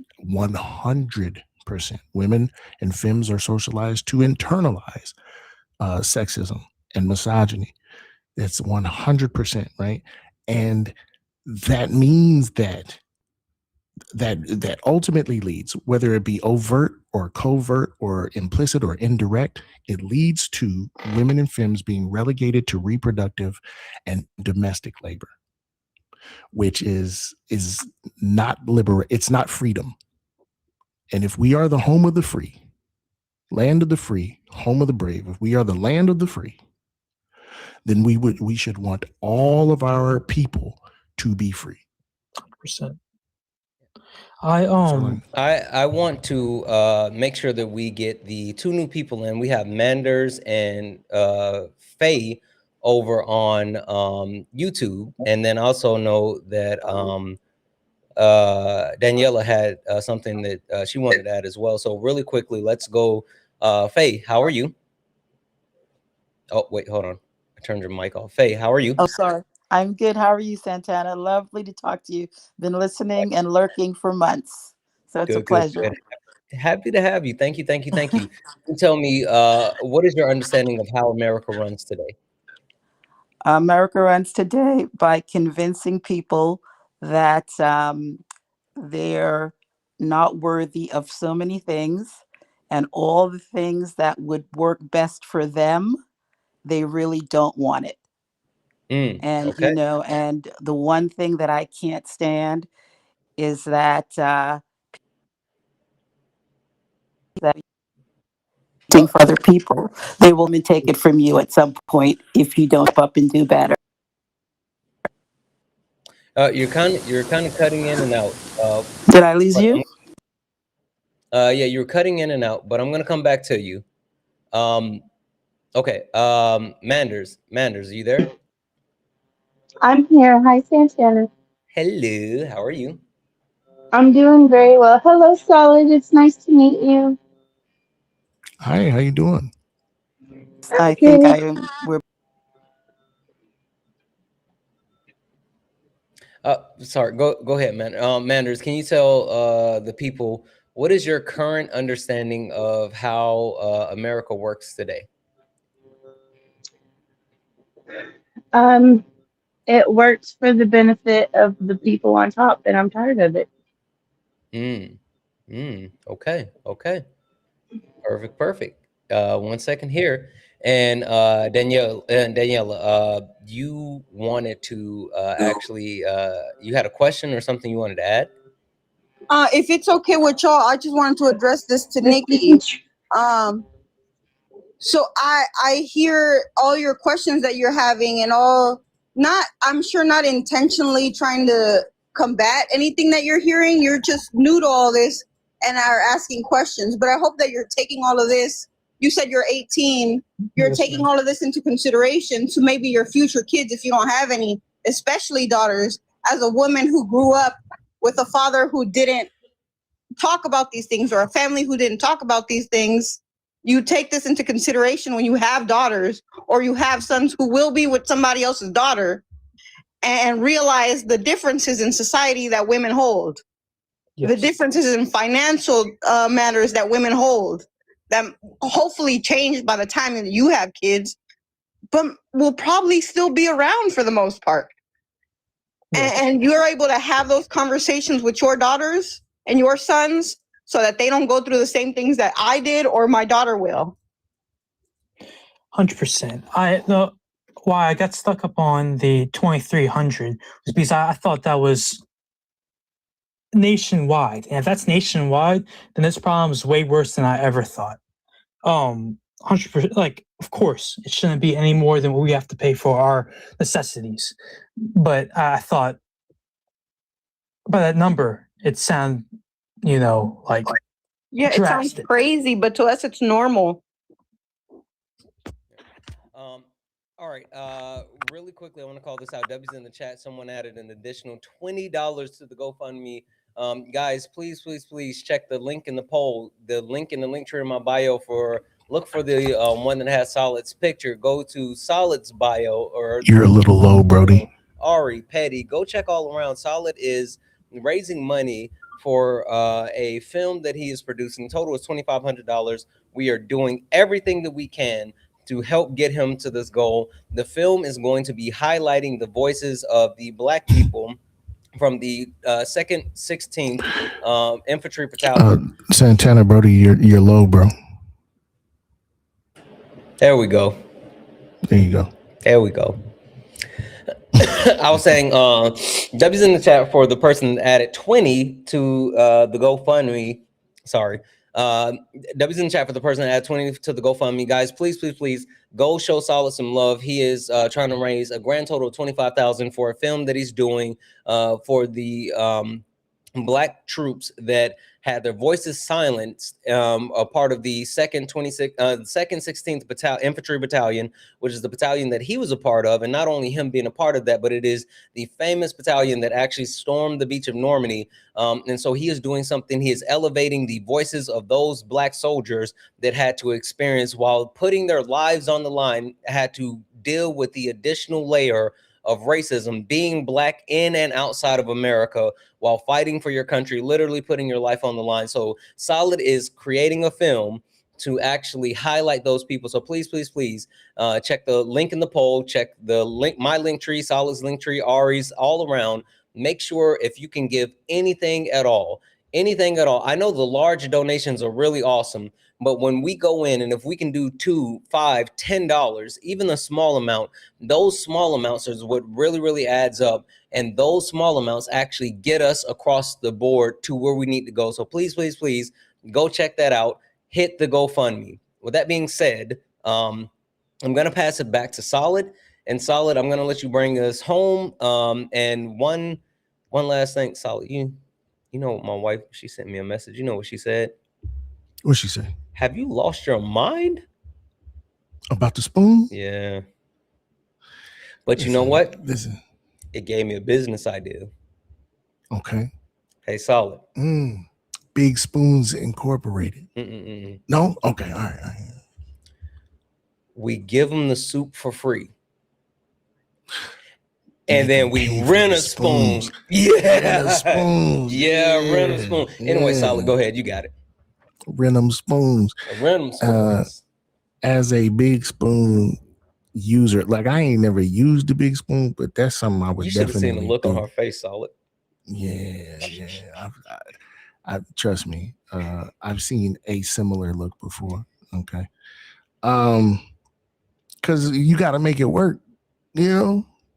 Yeah, there's food.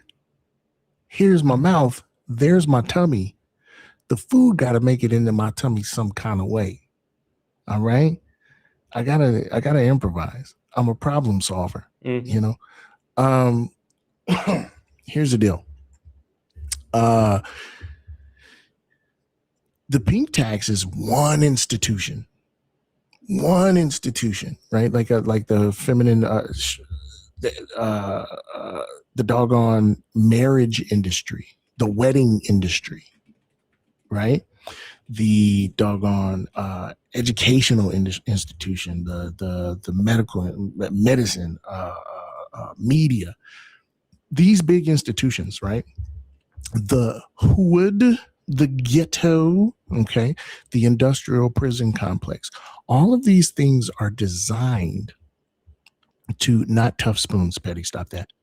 All of these institutions, right, are play a part in creating impoverished classes of people, vulnerable classes of people that are easier to feed into free and cheap labor forces.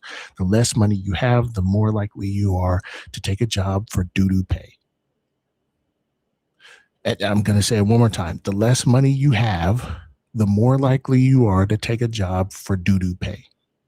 And as long as we are desperate and needing to grab on to whatever pay we can get to bide our time, to hold us over until we can get to the next paycheck, which only holds us over until we can get over to the next paycheck, which only holds us over because we keep incurring fees like the pink tax, right? This is not an accident. Hey, solid. Not to necessarily cut you off, but that just made me think. I remember when I was in college, and I was a broke college student, and I overdrafted my account, right? And I didn't have any money. And so not only did I overdraft my account, but they kept taking money out of the account that wasn't there. Not stuff that I was spending, but fees for not having money. Is that similar to what you're talking about? Absolutely. There is anybody familiar with the poverty tax? What's that? The poverty tax is the idea that it's much more expensive to be poor. You wouldn't have, if you had enough money, you wouldn't have overdraft. Now you got even less money because you got to pay off what you owe to even have the money in your bank account. You buy a pair of boots, right? You got one guy who can afford the $100 pair of boots. You got another guy who can afford the $20 pair of boots, right? The man with the $100 pair of boots doesn't have to buy again for 5 years. Over the course of 5 years, the man with the $20 boots has had to buy 2 pairs. So he spent $1,000. I'm sorry, 20 times. I was about to say that math was 200. rough. Sorry. $200, right? All the time, during that stretch of time, the $100 pair of boot guy, right? So the over that course of time, the poor person has paid twice as much as the person who could just afford the $100 pair of boots, right? Not only that, but during that time, the things that he could have been buying while not spending money on boots, he's missed out on that, right? The guy with the $100 pair of boots, he's had the peace of mind of not having wet feet, stanky feet, his shoes talking, getting roasted, all of these things. And he's been able to maybe put some money aside, right? It is literally more expensive to be poor. When you take an entire half, when you cut the population in half and then put an extra cost on them, right? When you impoverish a people simply because of their social location, their identity, right? And the things that are necessary to them operating in society, that is poverty by design. That is a workforce, a cheap workforce by design. It is the way we have structured society. And we've all been socialized to think that this is the normal way of doing things. That's what I've been so are you saying that for. it shouldn't cost more to eat bad food than to eat healthy food? It should not cost more to eat bad food than healthy food. Healthy food should be absolutely affordable. When I was at USDA, it was under the Trump administration. The Secretary of Agriculture was one Sonny Perdue. Does Perdue sound familiar to you? Yeah. It's the chicken guy. Oh, I was thinking about the college. Oh, I'm sorry. Yeah, Purdue College. Yeah. Sonny Perdue of Purdue Chicken, though. You've had some Purdue chicken. You've had some Purdue chicken running around here, right? He put into play a set of rules for organic farming that would allow large corporations that did not actually do the organic farming to slap organic on the packaging, right? So now you can go to someplace that is affordable to you, like Walmart, buy you some organic Purdue chicken, or at least a bag that is labeled organic Purdue chicken, that's $5. whereas the actual organic chicken that went through the organic process will run you about $20. I'm making up prices here, but I'm trying to get the concept across to you, right? It's literally more expensive to eat healthy. I'm sorry, it's more expensive. Yeah. I don't know. Well, it's more in the long run. Okay. There's a concept called economic benefit and latent economic cost. Right? Latent economic cost is a cost that is unintended and happens at a later point, right? Let's say you're in a food swamp, meaning that there's no real healthy food options within a 7.5 radius, mile radius. If you're in an urban area, 13.2 mile radius if you're in a rural area. But you are surrounded by McDonald's, right? For today, the McDonald's is going to cost you about $20, $30 to feed your family. The diabetes medication, the hypertension medication, all of these things that you're going to end up paying for later on. Food desert is a place where healthy food is inaccessible. Food swamps are where unhealthy food is consolidated. I appreciate you though, Dragon. The latent economic cost is all the health fees that you're going to incur later on down the road, or the sluggishness that you feel when you're trying to do your tasks around your home, or the tiredness that you're trying to do, or like the displacement, the nap that you didn't mean to take when you got to work and lost your job, right? So that's how that works. Sorry. Yeah. One second, Daniela. This is what I want to do, because I think that's an interesting concept, and even more so, I think those constructs that perpetuate this inevitable poverty tax that we don't think about, I think it's something that continues to actually exist, whether we realize it or not. So I want to go around the panel and get feedback on any one of the actual poverty tax that you may have unwillingly participated in and thought that it was normal. So Manders, I want to come over to YouTube, to you first. Is there a specific poverty tax that you can think of that you may have participated in that you were unaware of, but now thinking about it, you did? Not that I was unaware of. I knew that the overdraft situation with banks was a way, because not only do they do that, but they would put through something that cost the most first. That way, all the other little ones, and they would compound overdraft fees. So yeah, I've experienced that in my 20s and 30s. It was awful.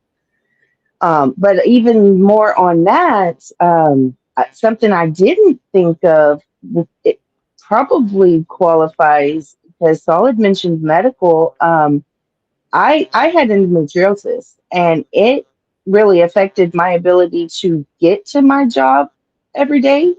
I don't want to go but bed was all I could be whenever my endometriosis was acting up, and it cost me several jobs because of attendance. And I feel like that. I feel like that fits here. Yeah, I think so as well. I think that's a pretty good example. Welcome in, Parker Raid. Welcome in, Parker Raid, guys. As you come in, please tap the screen, share the live, send your daily heart me if you have not done so. Knock out the Rosa. That's the daily gift goal. And guys, this is Late Nights with Santana. We're not debating. This is a panel discussion. But while we have the floor solid, I would like to give you the floor. Can you give the people the whole thing, no pause, just kind of an understanding as far as what we're looking to raise money with your GoFundMe? Okay. Your boy Solid. Look, hi, I'm super solid. I have suffered so much racism. It's kind of ridiculous. Soldiers I was a soldier in the United States Army. I deployed with the 216th Infantry Battalion. This is a very prestigious infantry battalion. My battalion commander was Pat Tillman's executive officer, right?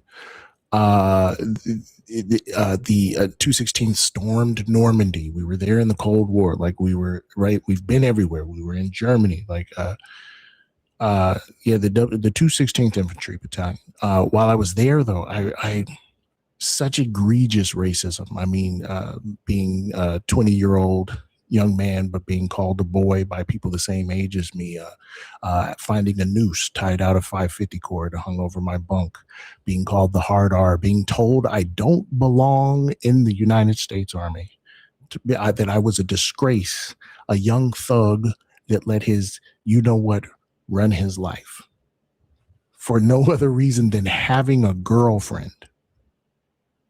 You know what I mean?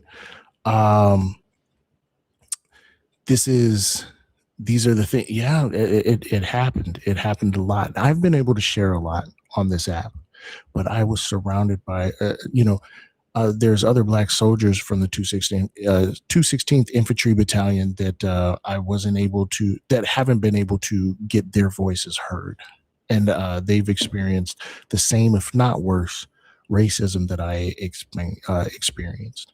Okay. I have one guy in particular, I don't want to say his name here, that, and I don't even want to detail it, right? It would take a content warning. And I would rather have his blessing to share. But I guess I'm saying all this to say that there are people who had it worse than I had it. And they're not heard. They're not seen. When Trayvon Martin was unalived, there was this shift, mostly on Facebook, where a bunch of the men that we called brothers, that we thought we were connected to, that thought we thought that they could see past our race, that they were colorblind, that, silly. We learned really quickly and really suddenly that they absolutely hated Black people. I'm going to be honest. When Charlottesville happened, a great, overwhelming sentiment from a lot of soldiers from the 216th Infantry Battalion was that the Yahtzees were doing nothing wrong.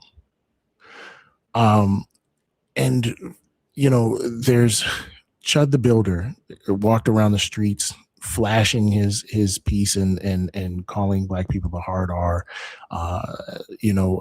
George Zimmerman was able to auction off the pew that unalived Trayvon Martin for $250,000, and they saw so much funding, and people really care about protecting racism. My goal is to center the voices of Black soldiers from the 216th Infantry Battalion to show that people actually do care about eradicating racism, that people actually do, that they won't stand for racism. My views on military participation have changed so much the older I've gotten, the more I've learned, right? But as a baseline, soldiers are supposed to be regarded as heroes. That's what we're all indoctrinated, or we're all socialized to think that soldiers are heroes. They're valorous people. They're going over there and they're fighting for our rights and fighting for our freedom. And whether you believe that or not personally, that is the message that's given, that's put across all the time. People thank me for my service all the time. These are supposed to be our heroes. But the treatment that these Black soldiers got, these supposed Black heroes got, was the absolute opposite. The absolute opposite. You know what I need to do? There's some pre-work. There's a pre-work interview that I put out, that I'm gonna put back out on YouTube. I had to edit out some names. But if y'all get a chance, I want you all to go check that out as well. Just so you can kind of see what you're paying into, or just kind of get a vision for what the project could be, That's it, man. That's all I got. Please. Yeah, I'll add to that then. And make sure you guys this is the GoFundMe right here up above my head. Make sure you go check out the GoFundMe right here. Boom, boom, boom. It's in the polls. It's in Solid's link tree. It's in my link tree. It's in Ari's link tree. It's all around. Please, please, please go directly to the GoFundMe and give whatever you can. Listen, large donations are great, but when we come together and we pull together as a community, as a collective, we can move mountains. So if you can give $5, $10, maybe even $20, that will make a massive dent in what Solid is looking to do, and it is for an amazing cause. You guys know me. I don't put my name on community gardens, on buses, or on veneers, but I am putting my name on this. And I'm telling you, it's a worthy cause. So please, please, please hit the link, go in there, and make sure if you can give anything, please give what you can give. All right, with that being said, we are getting close to, well, not getting close, we're pretty much at t-shirt time, but I would feel remiss because Manders didn't get much time to speak. And then also, I know Daniela, you wanted to add something else as well. So Manders, I'm gonna give you the floor one more time. I know that you got a chance to add a little bit, but I wanna give you the floor for anything overall that you wanna add to the conversation that you have not gotten the opportunity to speak on. And then also, of course, I want to give you the open invite to rejoin tomorrow so you can be able to add whatever you want. Oh, I was thinking about night 4, so we could talk about what comes next. But I'm trying to already get active. I'm ready, Santana. I don't think you understand. I get more militant every day. Every day, Santana. That's because you Solid. listen to these commies around here. You gotta I be. do. It is. It's your fault. You introduced me to them. You brought them to my life, Santana. It's your fault. Solid. I just want to say, I'm happy that you came home, Solid, and I'm happy that we're able to help you get through what you went through. But yeah, thank you for having me up. Okay. Well, I'm gonna hold you to coming back on night 4, and because I think this call to action is gonna be really important, and I really like how we have a clear directive. So I'm gonna be waiting to see you on night 4. Okay, I got you. I will see you then. All right. Bye. Perfect. Have a good one. Dev's in the chat for Manders, guys. Daniela, I know you had something that you wanted to add, so I wanted to give you the floor. So I don't know. I pretty much what I spoke with about Nikki was the only thing. I'm not sure where. I know I've been commenting a lot about what Chud the Builder did or whatever his weird ass self did. Whoa! This is. I mean, nice. Weird self did. Yes. I know. I know. I'd be in your comments going wild. I'll tone it down. But yeah, I'm so happy for this conversation and having this opportunity to maybe help or be a part of supers. Is it solids? Solid super salad.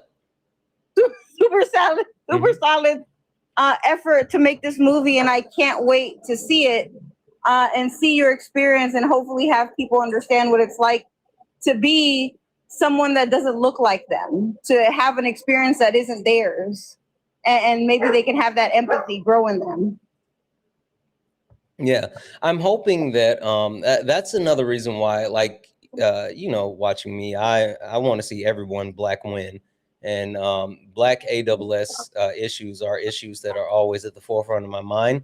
But I think this is something that will give a unique experience for a lot of people who haven't gotten the opportunity to, I don't even want to say get a first-hand experience, but at the very least, get a look through the eyes of people who are deemed to be, to Solid's point, heroes, right? The people who they say are like, oh, these are the people that are our heroes and da-da-da-da-da-da-da.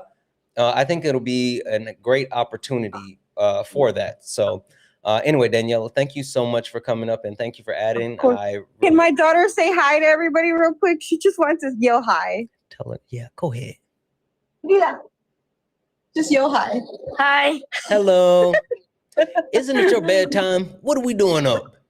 She's 8 minutes late to bed. Yeah. Oh, go on now. Go on. Get on in bed. I appreciate you. Thank you for coming. All right, guys. All right. So Petty must think that like she runs something or whatever in the comments. I don't know what's happening, but I guess whatever she said. Ari, I wanted to give you the floor. Thank you for hanging out. What would you like to add? Any additional thoughts for the people?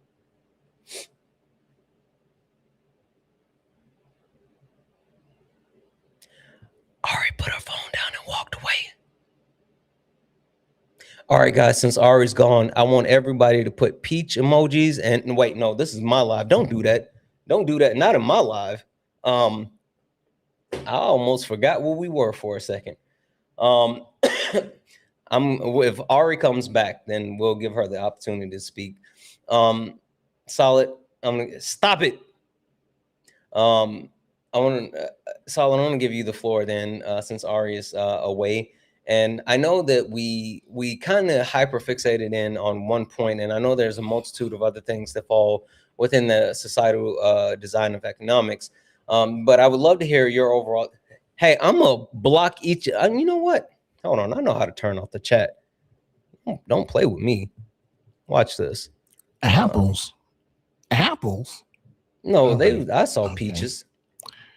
Yeah, I saw me my bunch of freak bobs. Did I say it right? Solid freak bunch bobs. Of freak. Yeah, that's how you say it. Freak bobs. Bunch of freak bobs. Don't be a freak bob. Don't be a freak bob. Solid. Can you tell the people? I guess give kind of a recap of where we are this evening. Where's your head as far as the things we went through, what we have forward, and all the good stuff.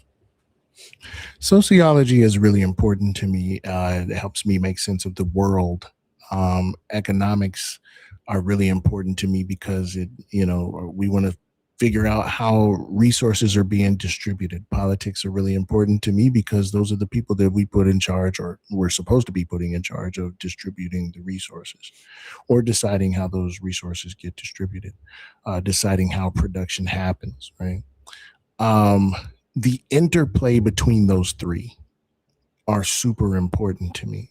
Right. And so I just wanted to have a talk about something called structural functionalism this week, where we examine what the function of social phenomena are, right? What's their purpose?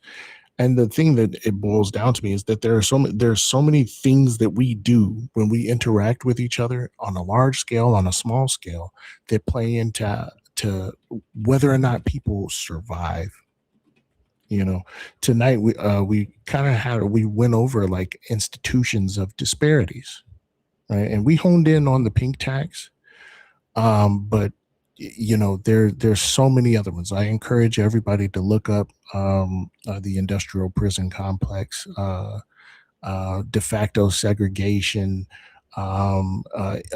accessibility and inaccessibility.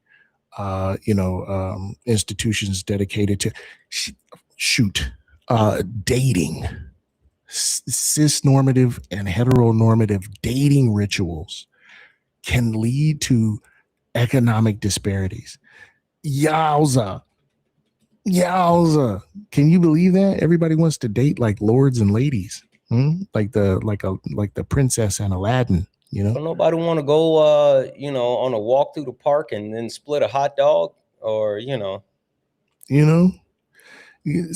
Hey, show your partner that you care. Split a glizzy. Everyone who donated, thank you so much. $140 is magical to me. You have zero idea how much I appreciate it. Okay. That's all I got, man. Should I do my outro or no? Ari, are you back? Hey, Ari. Hey, Ari, you want to see a magic trick? Arinopolis. It happened. Happens to the best of us. Ari. Happens to the best of us. I remember the first time I got Athena. She was so hurt. She felt betrayed. Yeah. Anyway, go ahead, Solid. You got it. It would also break my heart. Yeah, all I got is all power to all the people except for Ralph. Do something good for your neighbor. Ubuntu. Viva la raza. Throw more bricks. Yeah, for sure. For shizzle. Watch this. W's in the chat for Solid, guys. W's in the chat. Y'all better not tell Ari. She's not gonna believe you. Like literally, she's not gonna believe you. I'm just gonna tell her you guys are lying on me. So, and when I tell her, I'm just gonna be like, why the fuck you lying? Why you always lying? Oh my God. Stop your fucking lying. She's gonna believe me. She's not gonna believe you guys. So whatever. I don't even care. I don't care. No. Anyway, guys, listen. Night 2 was super interesting, but I think it was good to actually stress test a couple of things. And I'm really hoping that I know. Dang it, you weren't supposed to catch that. Stop it. No, you didn't have your screen recording going. Don't lie to me. Desiree, stop being a freak, Bob. No, tonight was good. I think it was a good next step. I really want tomorrow, though. I really want people to come really prepared to be engaged and to have this conversation. I think that I know this topic can be a little intimidating, especially if you are learning, and I want everybody to learn. I think learning is super important, right? I think learning is super important, but we as a community, that's our responsibility to do it together. It's our responsibility to do it together and to grow as a community. And don't feel bad if you don't know the things. The only time that I'm going to tell you to feel bad, and I mean this, is if you're not participating. Feel bad if you don't participate. Shame. Shame if you don't participate. But no, seriously, I'm really happy that we can introduce some new concepts to a lot of people and really spread some information that needs to be heard. I mean, guys, I think that we're being exploited in so many different ways. I think we're being exploited in so many different ways. And I think the key part to us understanding like how we're being exploited is by identifying the things that are used to continue to exploit us. And it's super important that we build community and we fight back in the ways that are needed. So this is educating yourself. And I don't want anybody to feel intimidated because you may not know, this word or this phrase or that or whatever. Like, we have to do this together. We have to do this together, and we'll all do it together. Right? Right? Can everybody, are we going to do it together? Okay. All right. You're socially awkward. I can never. I'm socially awkward. Not really. I am socially. I light up like a star. Yeah. Yep. Anyway, really quick, guys. Debbie's in the chat for Debbie's in the chat for Ellie Blue Bubbles, who resubscribed for a month over on Twitch. W's in the chat for Not Just AM Whack, who subscribed with their Twitch membership Prime. Hey guys, if you got a Twitch and you got an Amazon Prime, and you got a Twitch, you can combine your Amazon Prime with your Twitch and get a free sub. And once you get a free sub, you can get into the Discord. We got a lot of people joining the Discord. W's in the chat for the Discord. And the Discord has been jumping. So make sure that if you are a super fan, if you're a Twitch subscriber, if you're a subscriber over on YouTube, make sure you're taking advantage of your benefits and get in the Discord. All right, that's it. That's all I got. Cut it out, you freak bobs. We're going to get out of here, guys, and we'll be back tomorrow evening for more Late Nights with Santana. We'll be back in the morning for some debates, Sparring with Santana. If you didn't hear the new Sparring with Santana song, do you guys want to hear the new Sparring with Santana song? You guys want to hear that? Did anyone miss it that wants to hear it?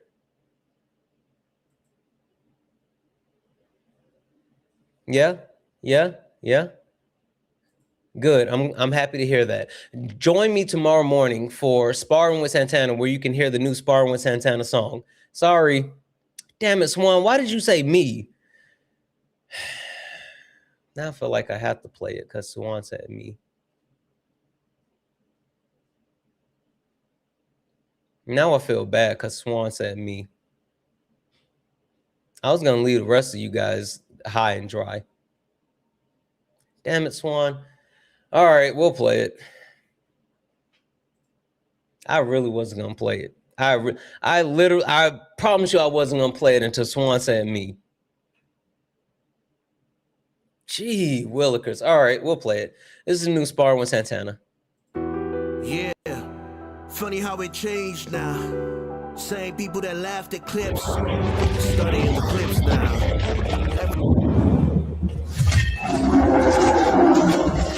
I fight to protect.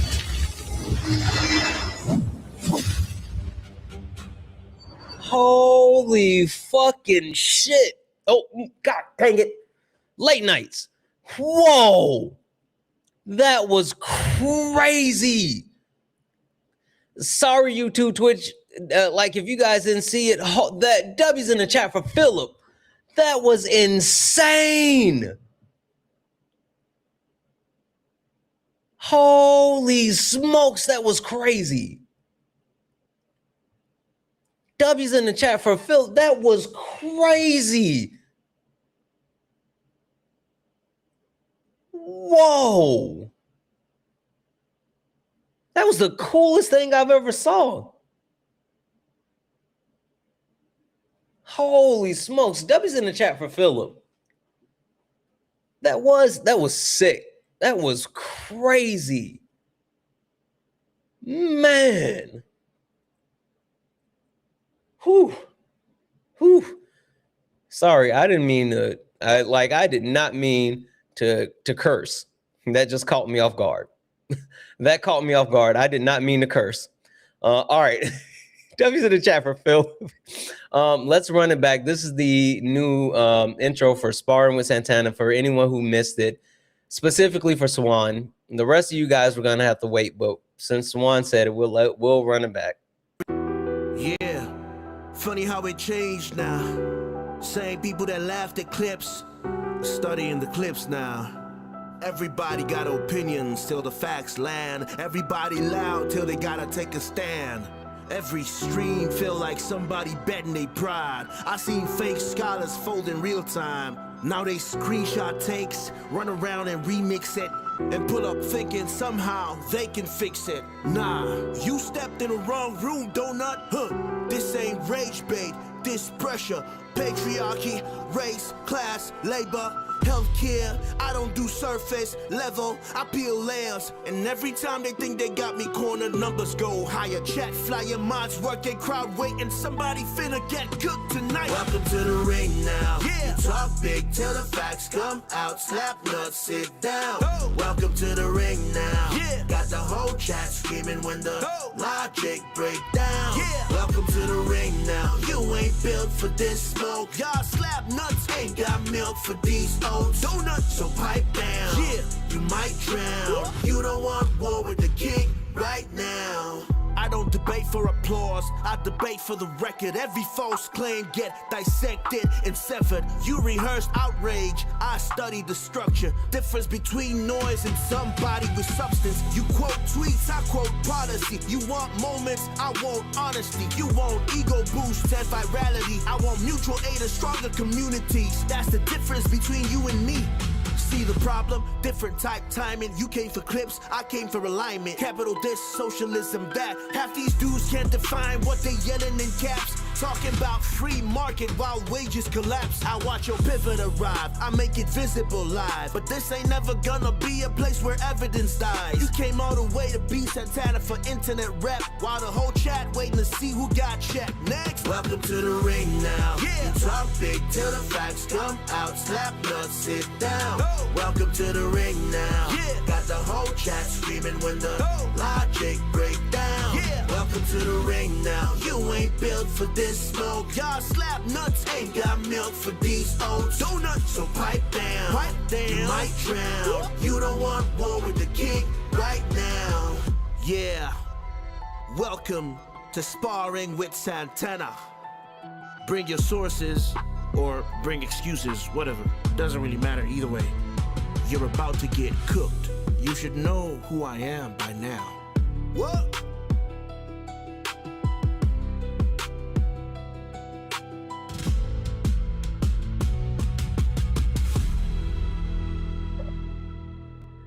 All right. Come run me my fade then, Noah. come run me my fade then, Noah. I was not, I swear when I say I was not going to play the song, I was going to leave you guys. I was going to tease it, but Swan is the reason why I played it. Swan, you guys better be glad. Swan is the only reason I played it. You clipped it. Stop it. Dang it, Desiree. Don't clip it. Stop it. All right, guys. That's not the outro. Let's actually do the outro and leave. Yeah, everybody better still come back in the morning for sparring, or I'm going to be really mad. Everybody better come back. Of course, Swan. W's in the chat for Phoenix Eyes for the $2 super chat to say, we will mutiny if you don't. Ain't nobody scared of y'all. I don't understand why y'all think that someone's scared of you guys. I ain't scared of you. Y'all can't fight. I'm not scared of none of y'all. What time? 9:30 a.m. Eastern, 6:30 a.m. Pacific. We've been fighting a good fight in Southwest Ohio. I believe it. All right. Seriously, gotta go. Ready? Let's go. Yeah, this ain't your regular panel. Nah, we speak the truth. Late nights with Santana and Mama Jones watching. Better keep it clean. Let's go. Late nights, truth in the convo. Everybody get a seat at the table. From the block to the books, we mindful. No screaming, just dreams in the Bible. I hear that. One mic, one voice. We build bridges from the heart of the hood to the world's big issues. Politics, pay. Yeah, I did. Nick swept the cows. I'm hoping they take it. Late nights with Santana. Yeah. Mama Jones watching, so keep it grown. Ain't about flexing, this a purpose zone. Santana hold it steady when it might get hot, but we ain't here to fight. Spotify stripped you can download them. Yeah. Late nights with Santana. You already know. You can download this song and the other two songs off of Podcast Code. I think it's like on Apple Music. It's all around. You can't get the new one. Sorry. The new one is not available for download, but the other three are absolutely available for download. So that's where it is. Anyway, guys, thank you for hanging out this evening. Like I said, night two is absolutely, it's been wonderful, but I'm really excited about the rest of the week. If you did not get an opportunity to join the panel, to join the conversation, please do so. Like I said, this is an opportunity for us to continue to grow as a community. And if you're not growing with me, then what are you doing? Because I'm learning these things and we need to learn them together. So lock in. Thank you. Guys, thank you for everything. Thank you for all the gifts, taps, likes, shares. Thank you for all hanging out this evening. It was an absolutely amazing night. I love you all. And as always, peace.